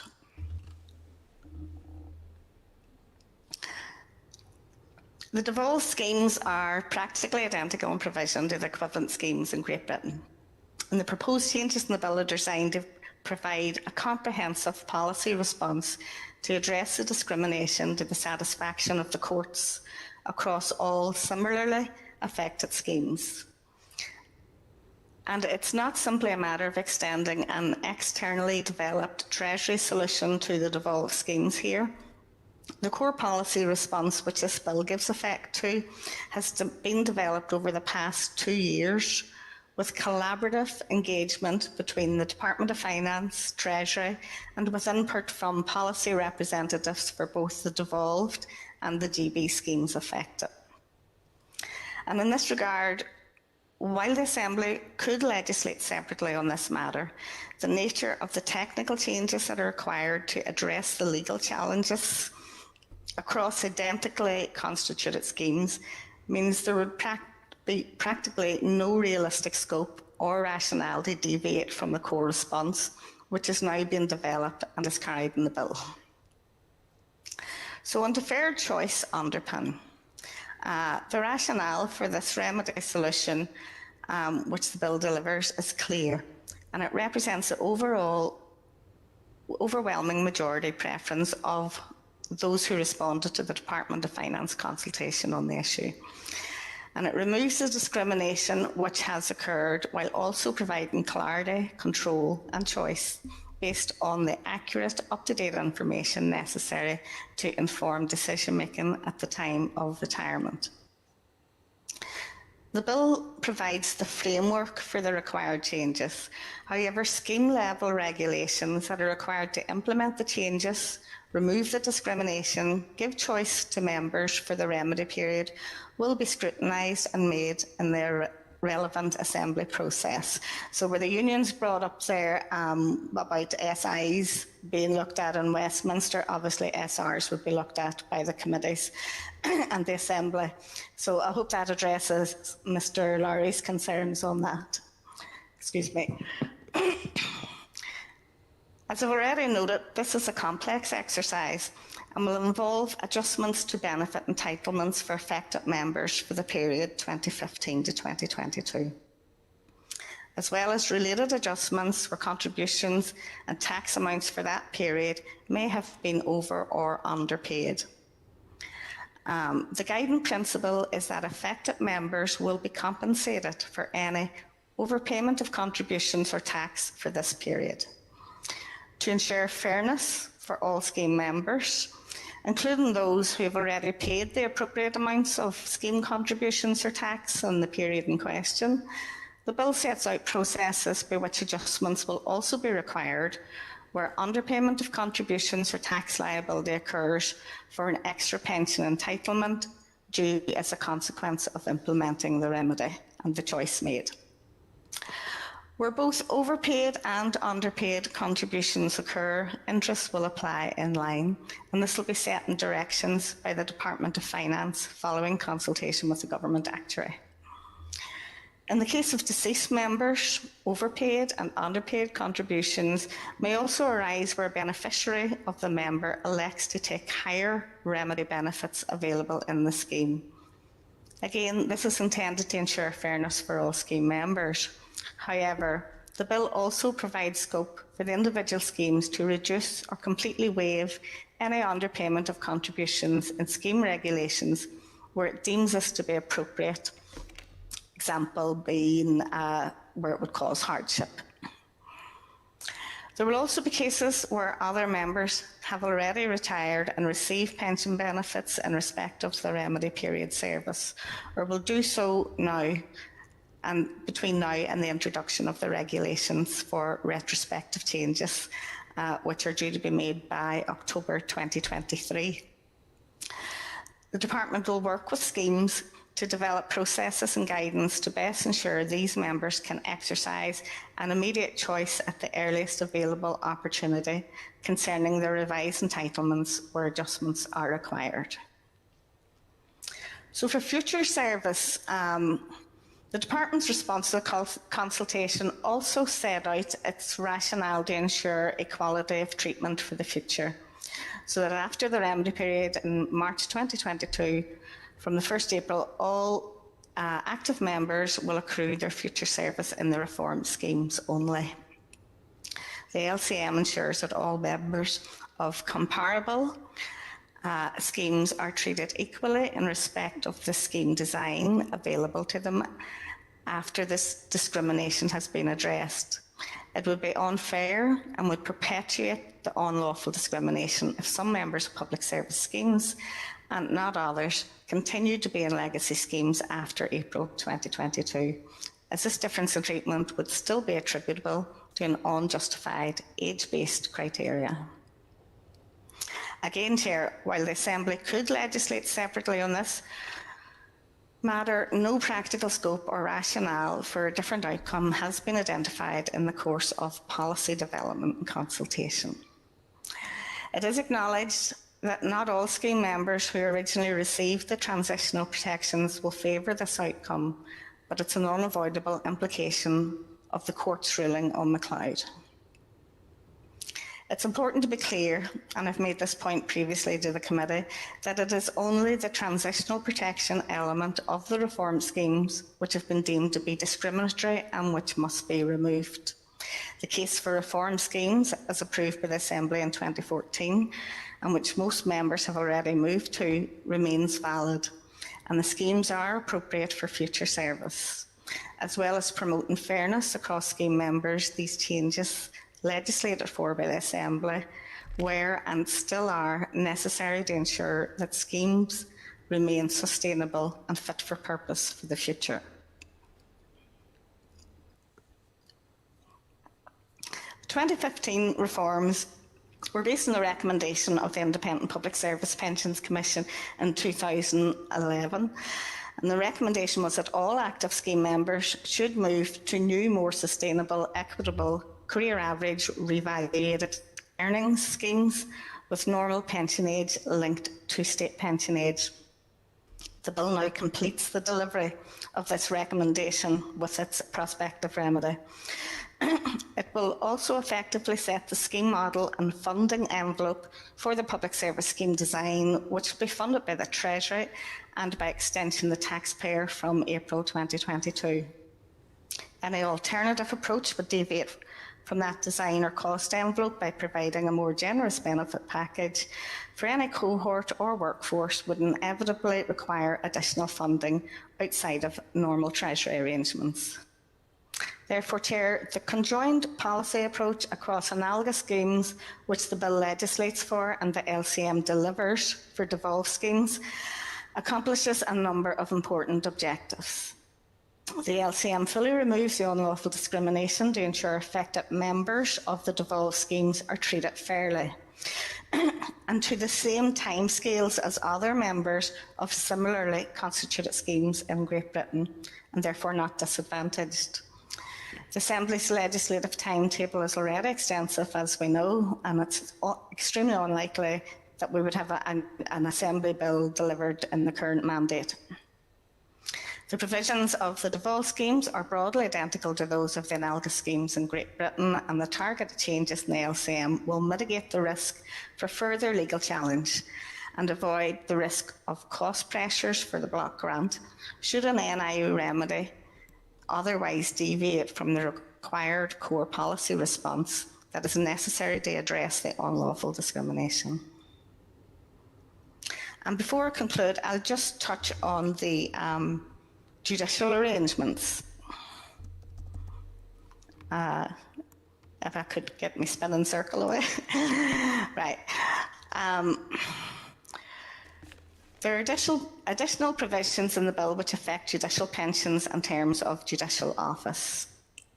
The devolved judicial scheme contains the same unlawful discrimination transitional protections as other schemes established under the Public Service Pensions Act 2014.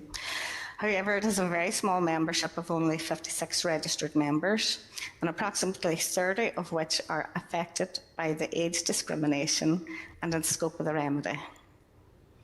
Since its introduction in 2015, the scheme already differs from other devolved schemes in that, due to concerns about value for money, efficiency, economy of scale, and data volatility, it does not complete its own actuarial valuation, but rather applies the outcome of the Ministry of Justice valuation for existing schemes in Great Britain.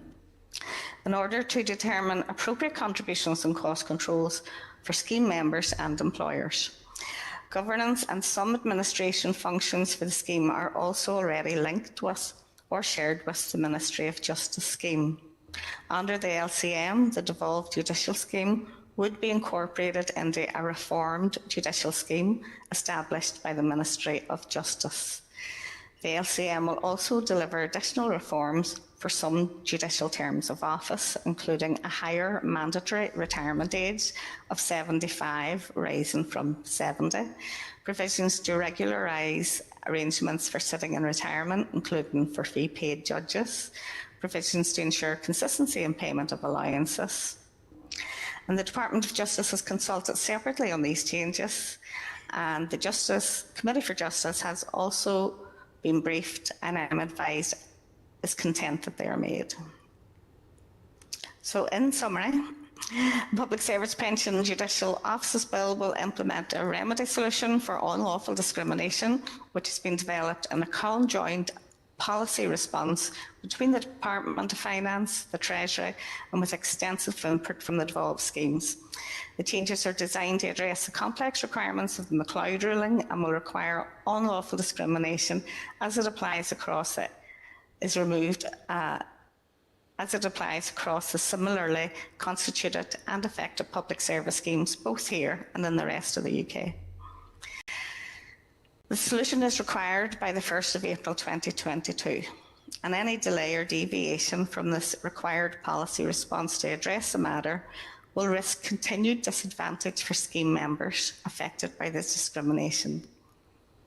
Consistency of outcome with other similarly constituted schemes is necessary to avoid scheme-responsible departments here remaining vulnerable to future protracted and costly legal challenge. In the context of the legal imperative to remove unlawful discrimination, An Assembly bill for this purpose could achieve no additional benefit for the Public Service Scheme members here in the timescales available, and the LCM represents the most pragmatic solution to meet the full requirements of the Court's ruling on unlawful discrimination. I'm happy to take questions. I do know you're very interested in knowing about Treasury meeting the costs of McLeod. The overarching requirement really from the McLeod ruling is remove the discrimination. So it aims to put people back in the position they would have been had the discrimination not occurred. Where they get the choice of benefits and return to the legacy scheme, it's seen as an employee cost in the valuation process. And that's where the McLeod difference in the 2016 valuations has come about. Is there any other questions? Thank you very much. I'll maybe kick off. I just want a wee bit of clarity on that regarding the Treasury picking up the tab or the individual.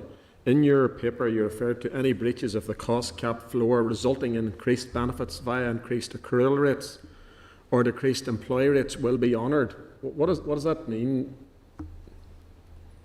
Yeah, well, that would mean, for a quick explanation of the cost cap, a cost amount is set for each scheme, and it's different for each scheme, with a 2% corridor. So when the 2016 valuations are carried out, if a scheme's costs fall above or below this corridor, there's an impact on scheme benefits or contribution rates for members. It's only the actual cost of the benefits that's taken into account here. You know, it's not other outside costs like the SCAPE discount rate, which would affect employer costs. So the cost of the benefits to the scheme, once they fall outside, there is an impact. If there's a ceiling breach, it could end up increasing employee contributions or decreasing the accrual rate, their scheme benefits. And the bill actually waives any ceiling breaches out of the 2016 valuations. So there won't be any detrimental impact from the 2016 valuations on members, either in contributions or in scheme benefits. But where a scheme would breach the floor and fall 2% below the current cost cap figure, schemes would expect then, members would expect to either have an increase in benefits or a decrease in contributions.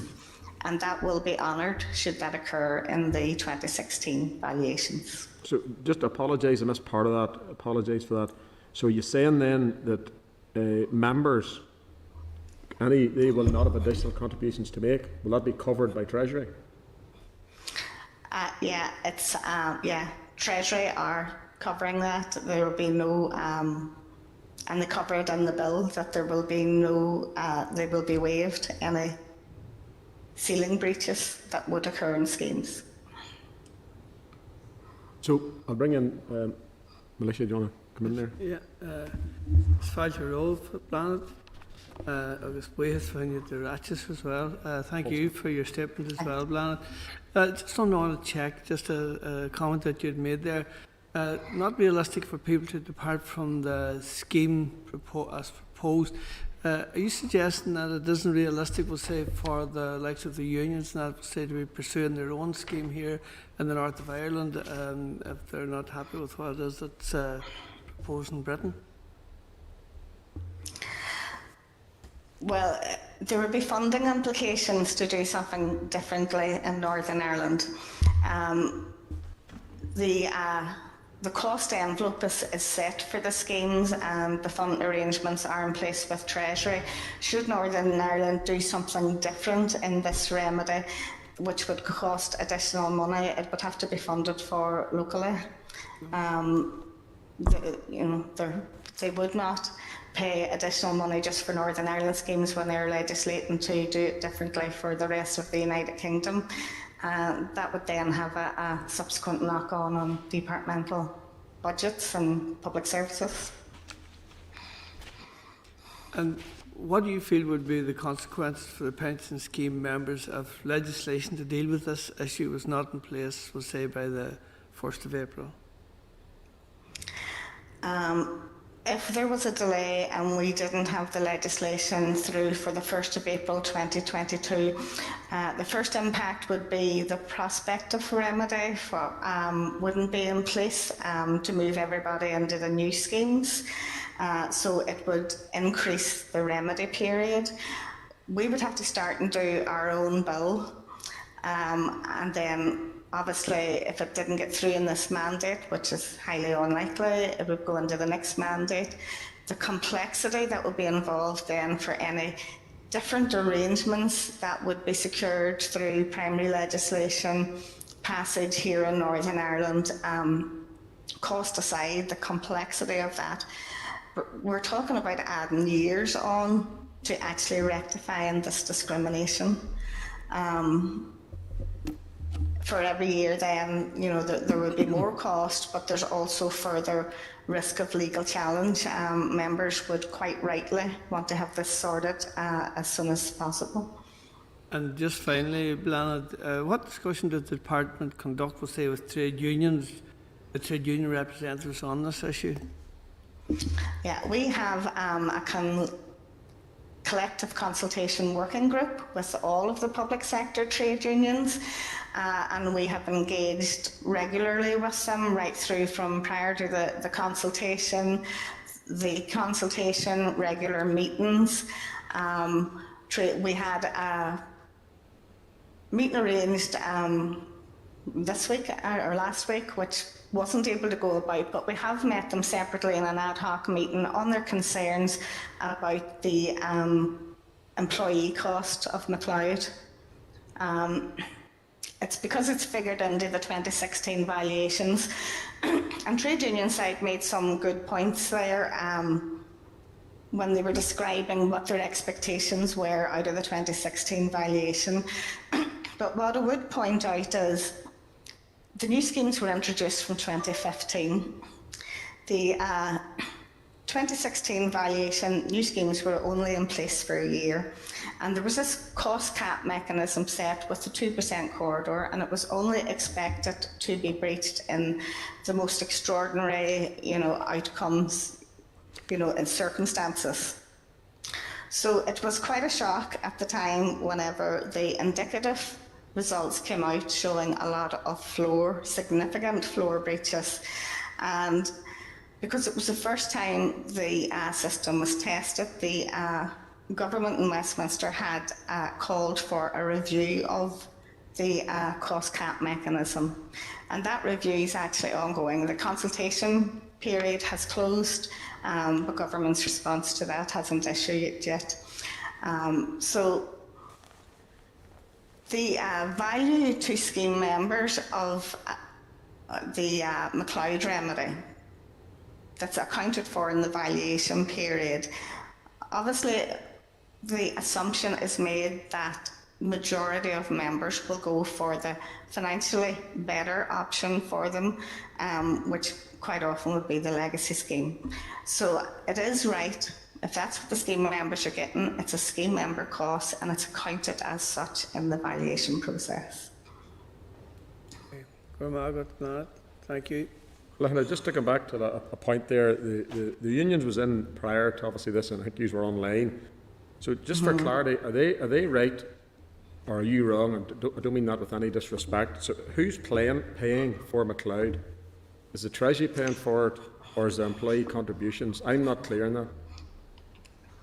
It's not as straightforward as that. McLeod is an employee cost. It has worked out because members' scheme benefits are increased if they choose to move from one scheme to another, right? So then you're taking in member costs into account in the valuation, and it increases then the member costs. But it works out that possibly all these floor breaches may not materialise because the schemes will be more costly because people are taking legacy schemes benefits. So The actual cost for the Northern Ireland schemes, because it had been raised there and trade union side weren't actually so clear on it, is 97 million per year across our public service schemes. So that's for each of the 7 years of the remedy period. But as I say, the cost cap mechanism wasn't working as anticipated. Okay, Matthew, want to come in there? Thank you, Chair. The 97 million, you've had it confirmed that from the Treasury that 97 million would have to come out of the block grant and it wouldn't be, it in no way would be funded. Have you made an argument to them about why it should be funded, or is that just their position that if Northern Ireland decided to have its own bespoke legislation, the cost would have to be met out of the block grant?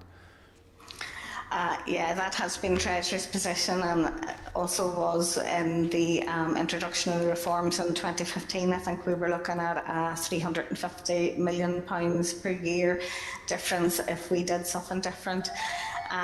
So, excuse me.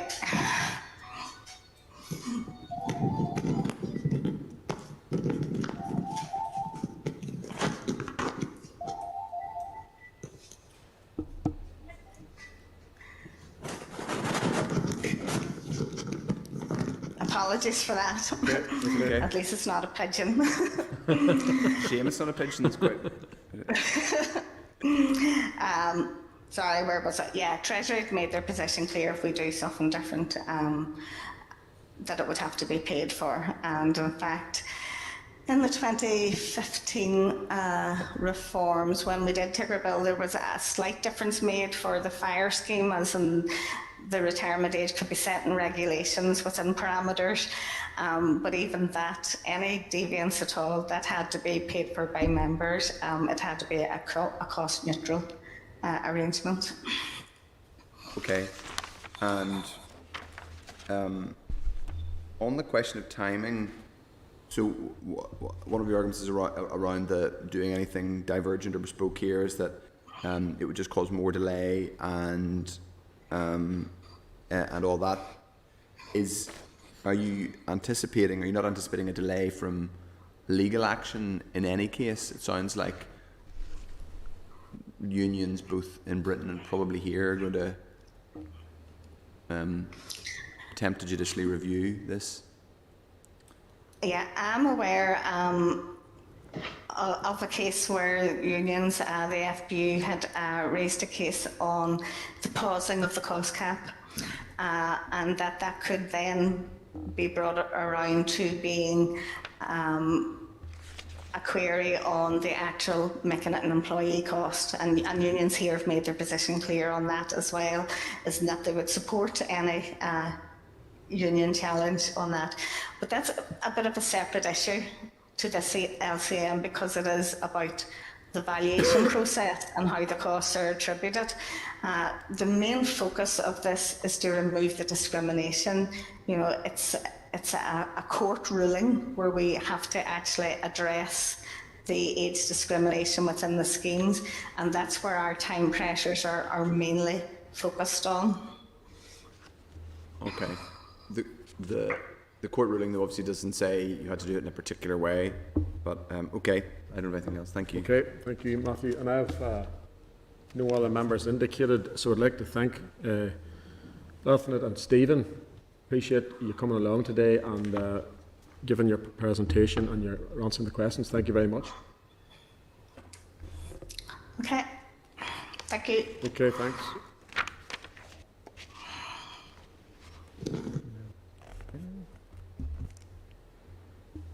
So we put Gemma and Pat back in.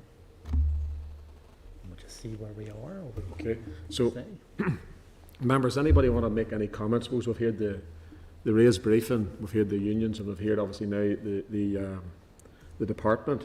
Anybody want to make a comment or where want to take this forward at this point? And obviously in respect to your views of the LCM.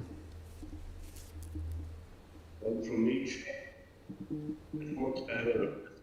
by the LCM, I mean, I'm sure, as we've heard, if it goes to the council, if it goes to us in the Assembly or something happens within the legislation, you won't just be pushing this down for years.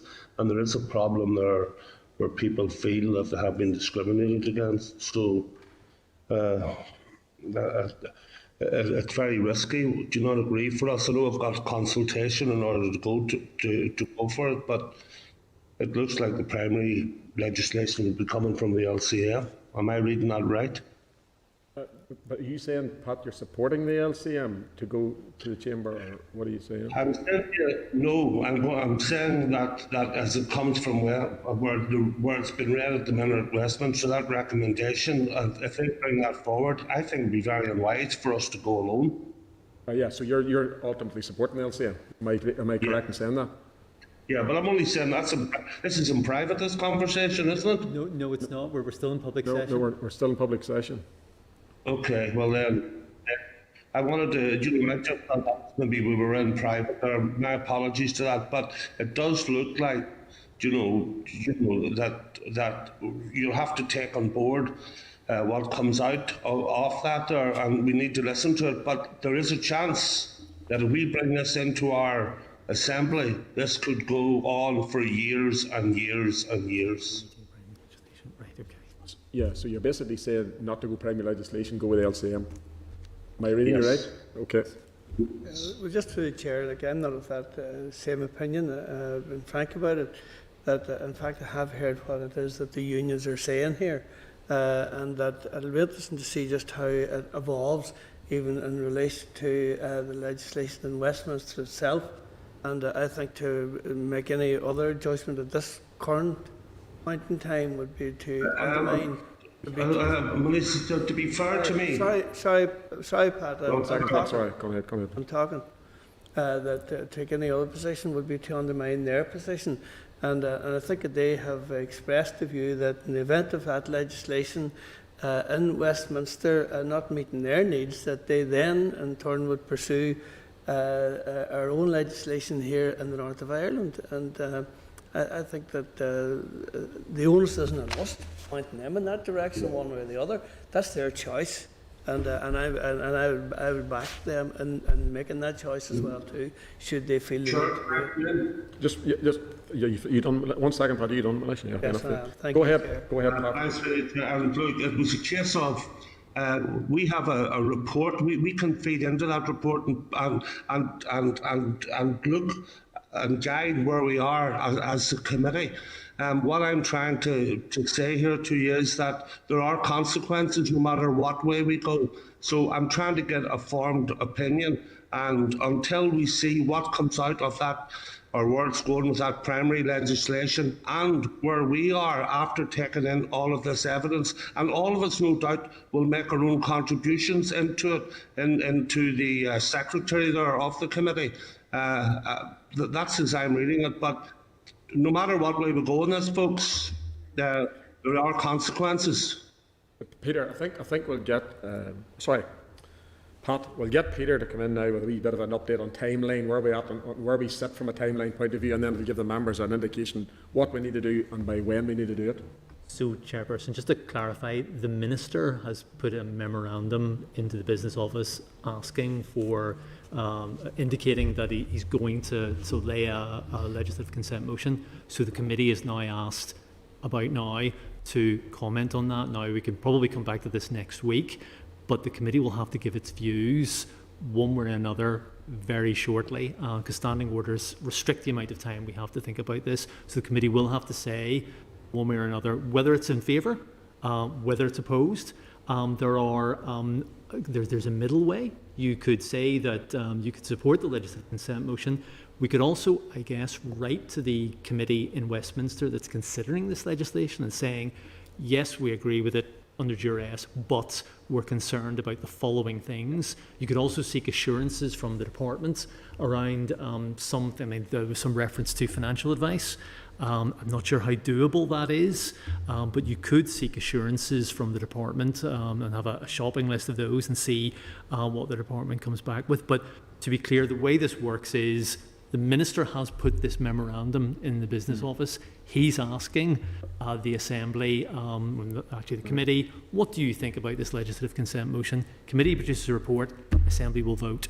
So the Committee, in order to inform the Assembly, will have to produce a report and say something soon. You can just say the Committee doesn't have to advise the Assembly to vote for it one way or the other. We just have to give them a version of what Ray has given us today.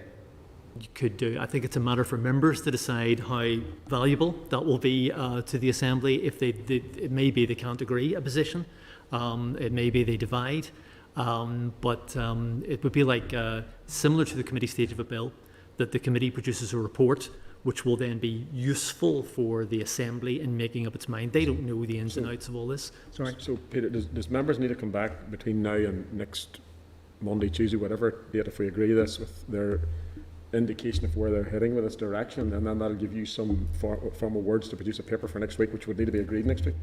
What I'll do, Chairperson, if the committee agrees, is we'll have a closed session next week when we can chat about this, and then I'll produce the report very shortly after that for the committee to agree. And it could be, and just to be clear, I'm not trying to coerce members, it could be, as has been suggested, that the committee agrees that it can't agree, or that it agrees that it will not set out a position. So you could do that, but it will be a matter for you to make a political judgment about that. And sorry. Pat, go ahead, Pat. Look, Chair, thanks very much. You've been very patient with it. Does this mean then, Peter, that the passage of this legislation will lead to no extra costs or contributions from pension scheme members?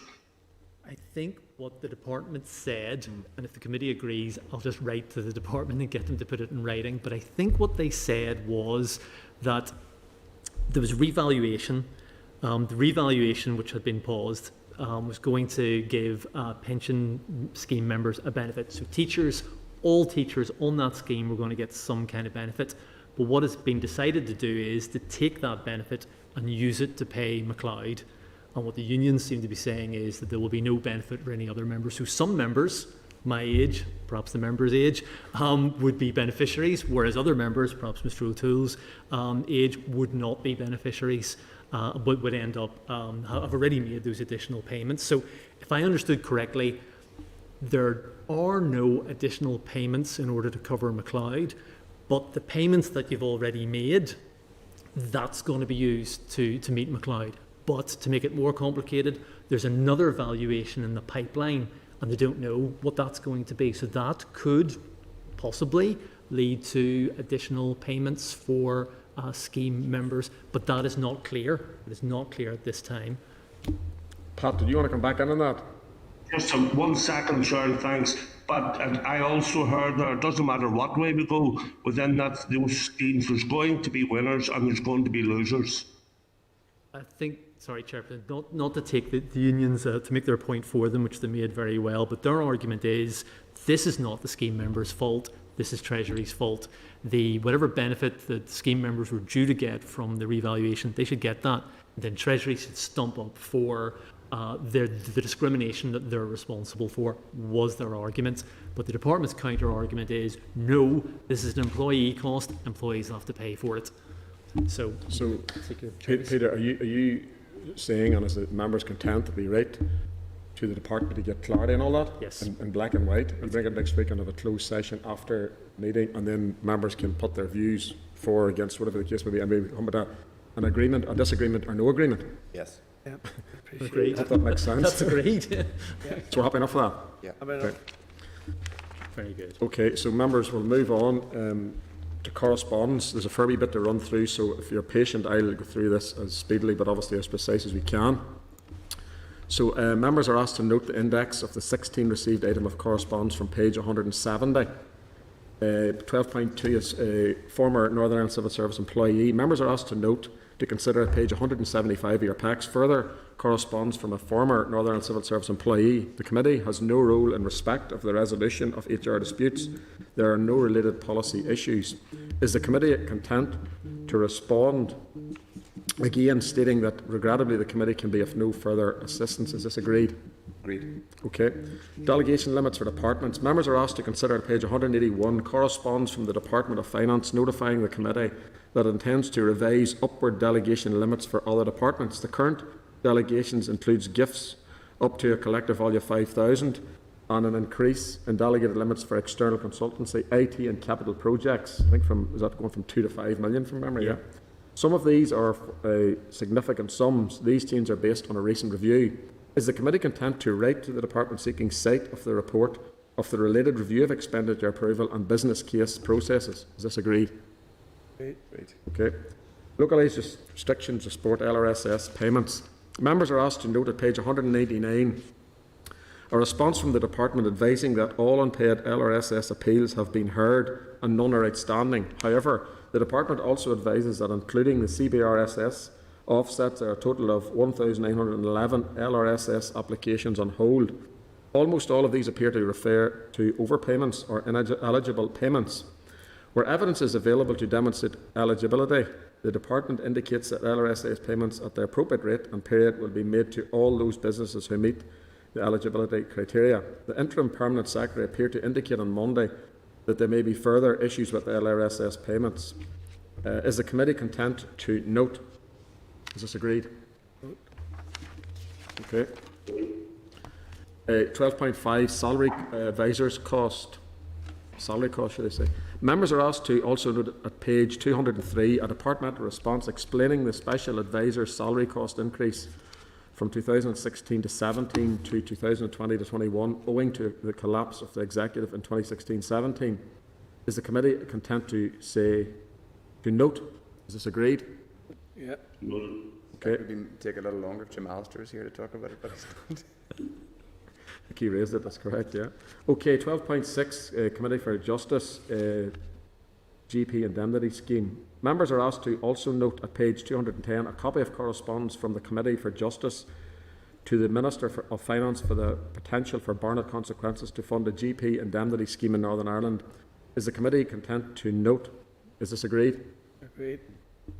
Okay, Climate Change number 2 Bill, 12.7. Members are asked to consider at page 213 in your packs a departmental response reference to Climate Change number 2 Bill, which identified considerable capital costs and staff commitments for the executive. The department advises that the budget setting process for 2022 to 23 to 24 to 25 is underway. Is the committee content to write to the department and ask that as a standard practice all departments make their 3-year budgets available to their committees in April of each year? Is this agreed? Agreed. Okay. 12.8 Fiscal Council MOUs. Members are asked to consider at page 215 corresponds from the Fiscal Council advising that other departments have indicated positively in respect of developing memorandums of understanding and advising against the committee becoming party to information sharing as this may limit candour. Is the committee content to note? Is this agreed? Agreed. 12.9 Fiscal Council spending. Sorry, Chair, if I may go back to the Fiscal Council question. So can I just refresh? I don't know if the clerk's able. Had we had in the terms of reference, had we asked a specific question about whether we could have access to this, or was this just something that we were advised by Robert Choate and the Fiscal Council that would be? Neither. This was not in our report. What we were made aware of is that the department and the Fiscal Council have developed an MOU. Yeah. Great, so yes, they should. Yeah. But what the committee asked then was to be given sight of all budget information exchange between the Fiscal Council and the department. That wasn't something that we asked for in our report. Yeah. And what Sir Robert is saying is that isn't a good idea. That he's saying that the Fiscal Council and the department should be allowed to chat away, share information, and then the Fiscal Council produces his report, and then the committee gets involved. Is how it works in other jurisdictions. Yes, we had specifically asked that we want to see the sort of correspondence on an ongoing basis, or that's what our recent letter said. You can see at page 217. So that's where that had come from. So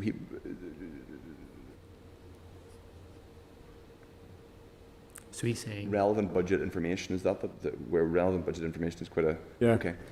Bottom paragraph, yeah. Yeah.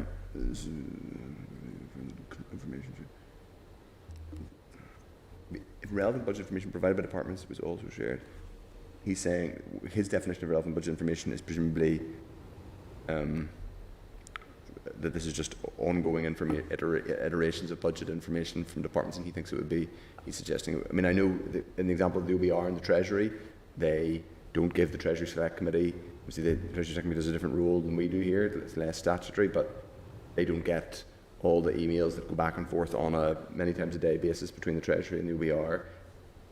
Are we talking about, I'm just sorry to be pedantic, I'm just wondering if we're definitely talking about the same things here. So I think what we're talking about is the spending review will come out at the end of October or so. Yeah.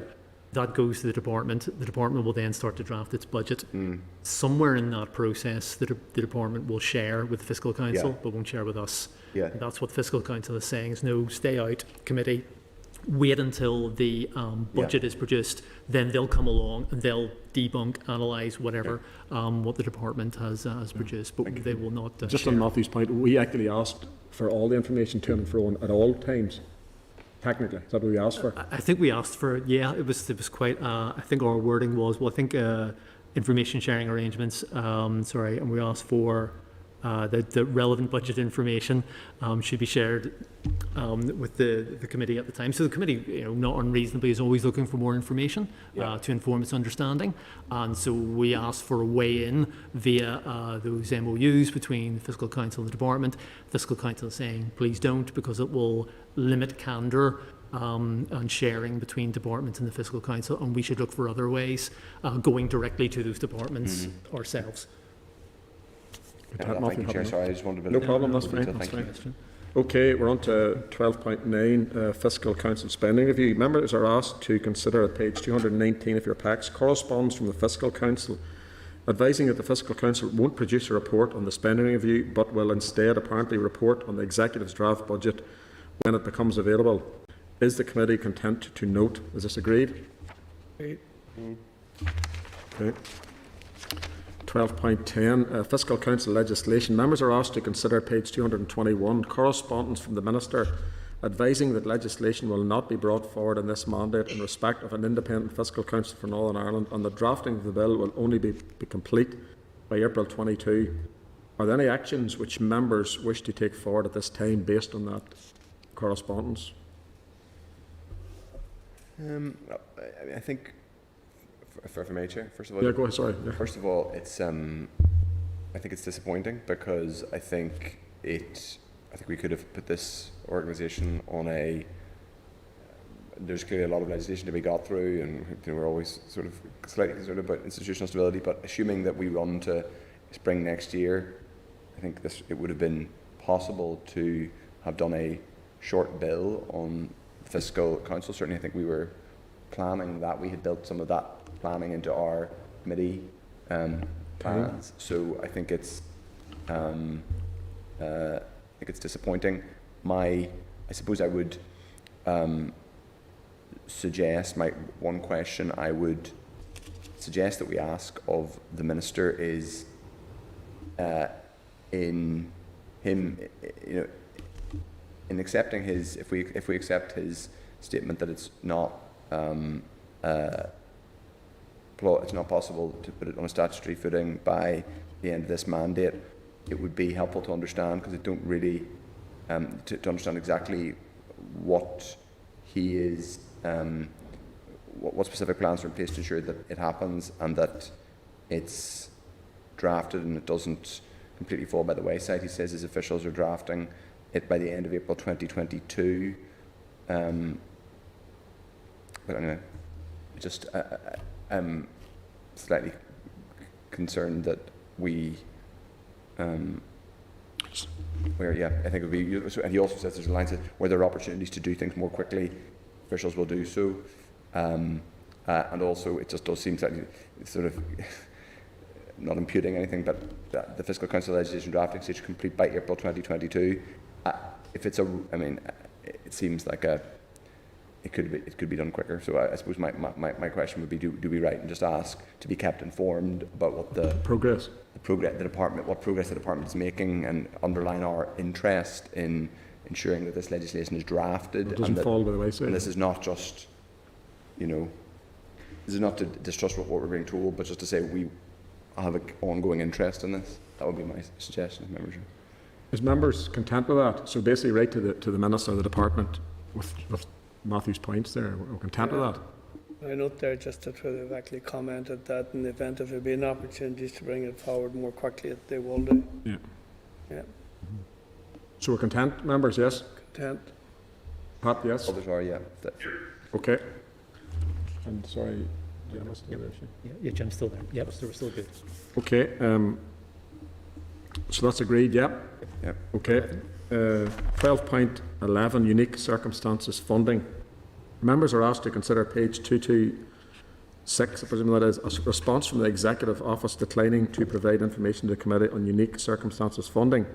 Are members content to write to the Department and to Statute Committee chairpersons and ask them to write to the Department seeking sight of the detailed spending plans provided to the Northern Ireland Office? Is this agreed? Agreed. Okay.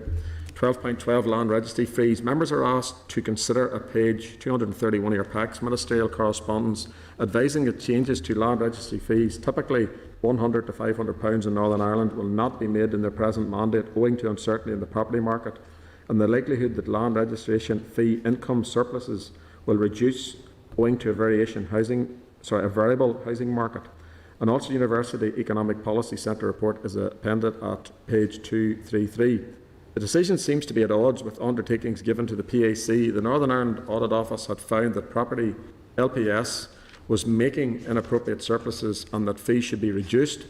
It is indicated that a further review may be undertaken in the spring of 2022. Is the Committee content to write to the Department seeking clarification on the actual and projected surpluses rather than just the income from land registration fees? Is this agreed? Agreed. Thank you. We welcomed if in a position to actually implement measures as a result of that excess as well too, because it was something that was highlighted in the PAC committee in particular.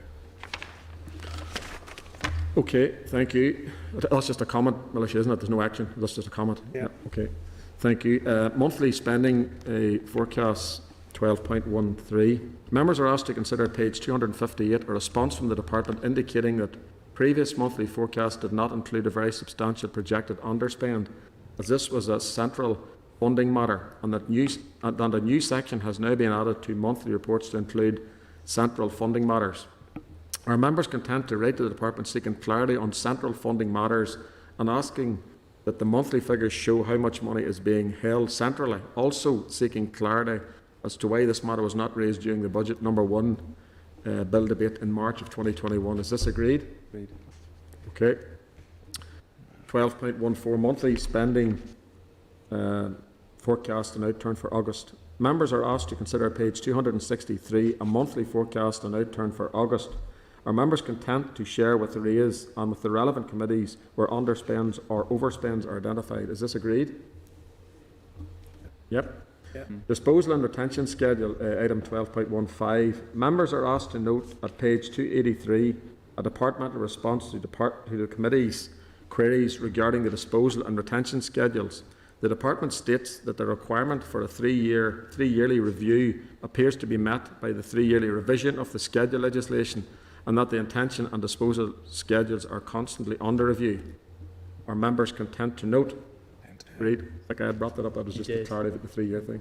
Yeah, that was a good question. 12.16 common frameworks. Members are asked to also note at page 451 an update from the Assembly EU manager on the development of common frameworks. A revised procurement framework is to be issued by the end of October 2021. Are members content to note? Content. Is this agreed? Yep. Okay.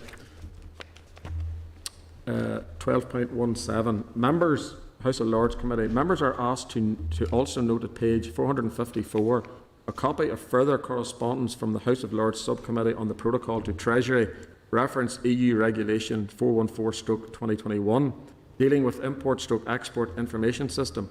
The committee has written to the Executive Office suggesting that new processes are required for Assembly involvement in the passage of EU regulations of this kind.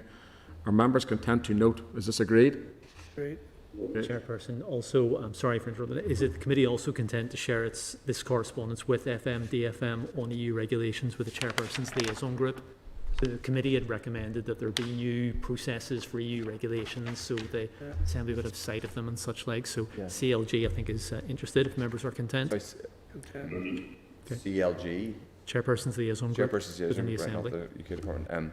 And this is the House of Lords, the letter from the House of Lords Committee. We wrote to DFM saying, pending that correspondence, and saying, by the way, there should be a process for these regulations because no departments had commented on them.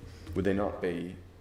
Yeah, and I suppose just as another common parenthesis, probably it would make more sense for the department, for the TO committee to be the clearinghouse for this, because they are doing your job very well, Mark, but it's an extra burden on you and this committee whenever it's actually the TO committee that has more responsibility for it. Okay, so we're agreed on forward that on the TOs or the CLG. Agreed, yeah. Thank you. Sorry, CLG, apologies. Right, 12.18, composite request. Members are asked to consider the composite request at page 455. Is the committee content that the composite request is an accurate and complete record of the committee's information request? Is this agreed? Agreed. So now we're moving on, members, you'll be glad to hear, to forward work programme and then any other business. So forward work programme is a draft programme there, page 464 in your packs. As agreed at last week's meeting, the clerk has revised the timings for the financial reporting bill, bringing the committee's considerations forward to before Halloween. Assembly Research and the department will brief on the bill. No other oral evidence is planned. If members wish to propose other oral briefings, they are asked to indicate this soon. If members wish to propose amendments to this bill and want to secure committee support, it is requested that they do so on or before the meeting of the 13th of October 2021. Do members have any comments? And if not, is this approach agreed? Agreed. Chair, just one brief question. So if we've got Colin Boyle in front of us next week. We do.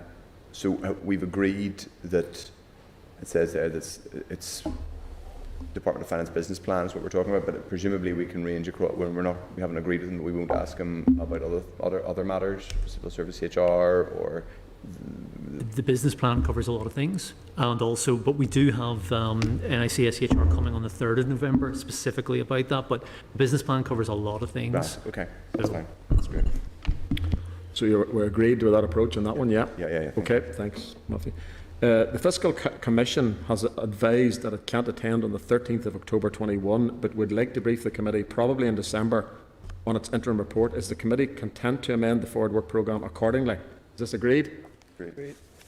It would appear that the Fiscal Council won't brief on the spending review, but may produce a report on the Executive's budget and possibly brief on this in December/January. Is the committee content to amend the forward work programme accordingly? Is this agreed? Agreed. Okay. Agreed. The Minister advised that the Fiscal Council bill, as we discussed earlier, will not be introduced in the current mandate, but officials advised that an arm's length body bill may be introduced. Thus, the forward work programme will have to be amended accordingly. Is this agreed? Agreed. Okay. The last day of the committee stage for the defamation bill is currently the 2nd of November 21. However, in order to allow time for stakeholders to answer the call for evidence and for oral evidence to be taken in November and December, it is suggested that the committee seeks an extension to the committee stage until February the 4th, which is a Friday, 2022, but endeavours to report sooner than this. It is also suggested that the committee writes to the sponsor of the bill accordingly. Is the committee content to consider all of this next week? Is this agreed? Agreed. Chair, just to clarify, I know that we're running out of time here, but just we need a bit of time to get the stakeholders in to talk about defamation, but there will also be a lot of pressure on plenary by the time you get to the length of February and March. So I'm waiting for guidance, and hopefully I'll get that and come back next week and then put a motion before the committee if they're happy about extending the committee stage, and we'll see how far we can go. Sorry, Chair. That's fine, thank you. So we're agreed to that defamation bill, yeah? Agreed? Yeah. Right, is the committee also content to share the defamation bill with the Examiner of Statutory Rules and seek her views on the delegated powers associated with the bill? Is this agreed? Agreed. Right, can I just double check on what date we're agreeing to extend the committee stage till when? 4th of February. I haven't agreed that yet. We're going to talk about it next week, Good, okay. but I think that would be enough time to get all the stakeholders in just before Christmas, have a week or two to deliberate a bit, do formal and informal clause by clause, agree the report and get that out the door by Feb, which should just about allow enough time to get the bill to be finished. So just for clarity, we're writing to the bill sponsor? Not yet. I think if we do that next week, we'll just talk about it next week. I've emailed Mike so that to give him an idea of where we are so that he can make himself available. And then last point on the forward work, are members content with the forward work programme as amended? Is this agreed? Great. Yeah. Okay, so we're down to any other business. Is there any other business, members, that you have or have not? Nope. Okay. Can I recommend you for the chair next week again too? I'll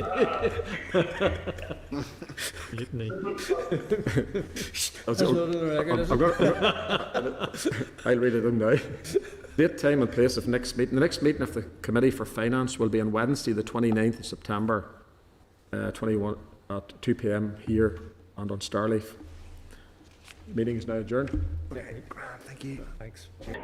This is the Northern Ireland Assembly Senate Chamber Programme Sound.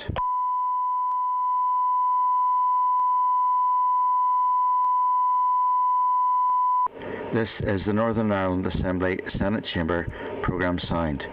This is the Northern Ireland Assembly Senate Chamber Programme Sound.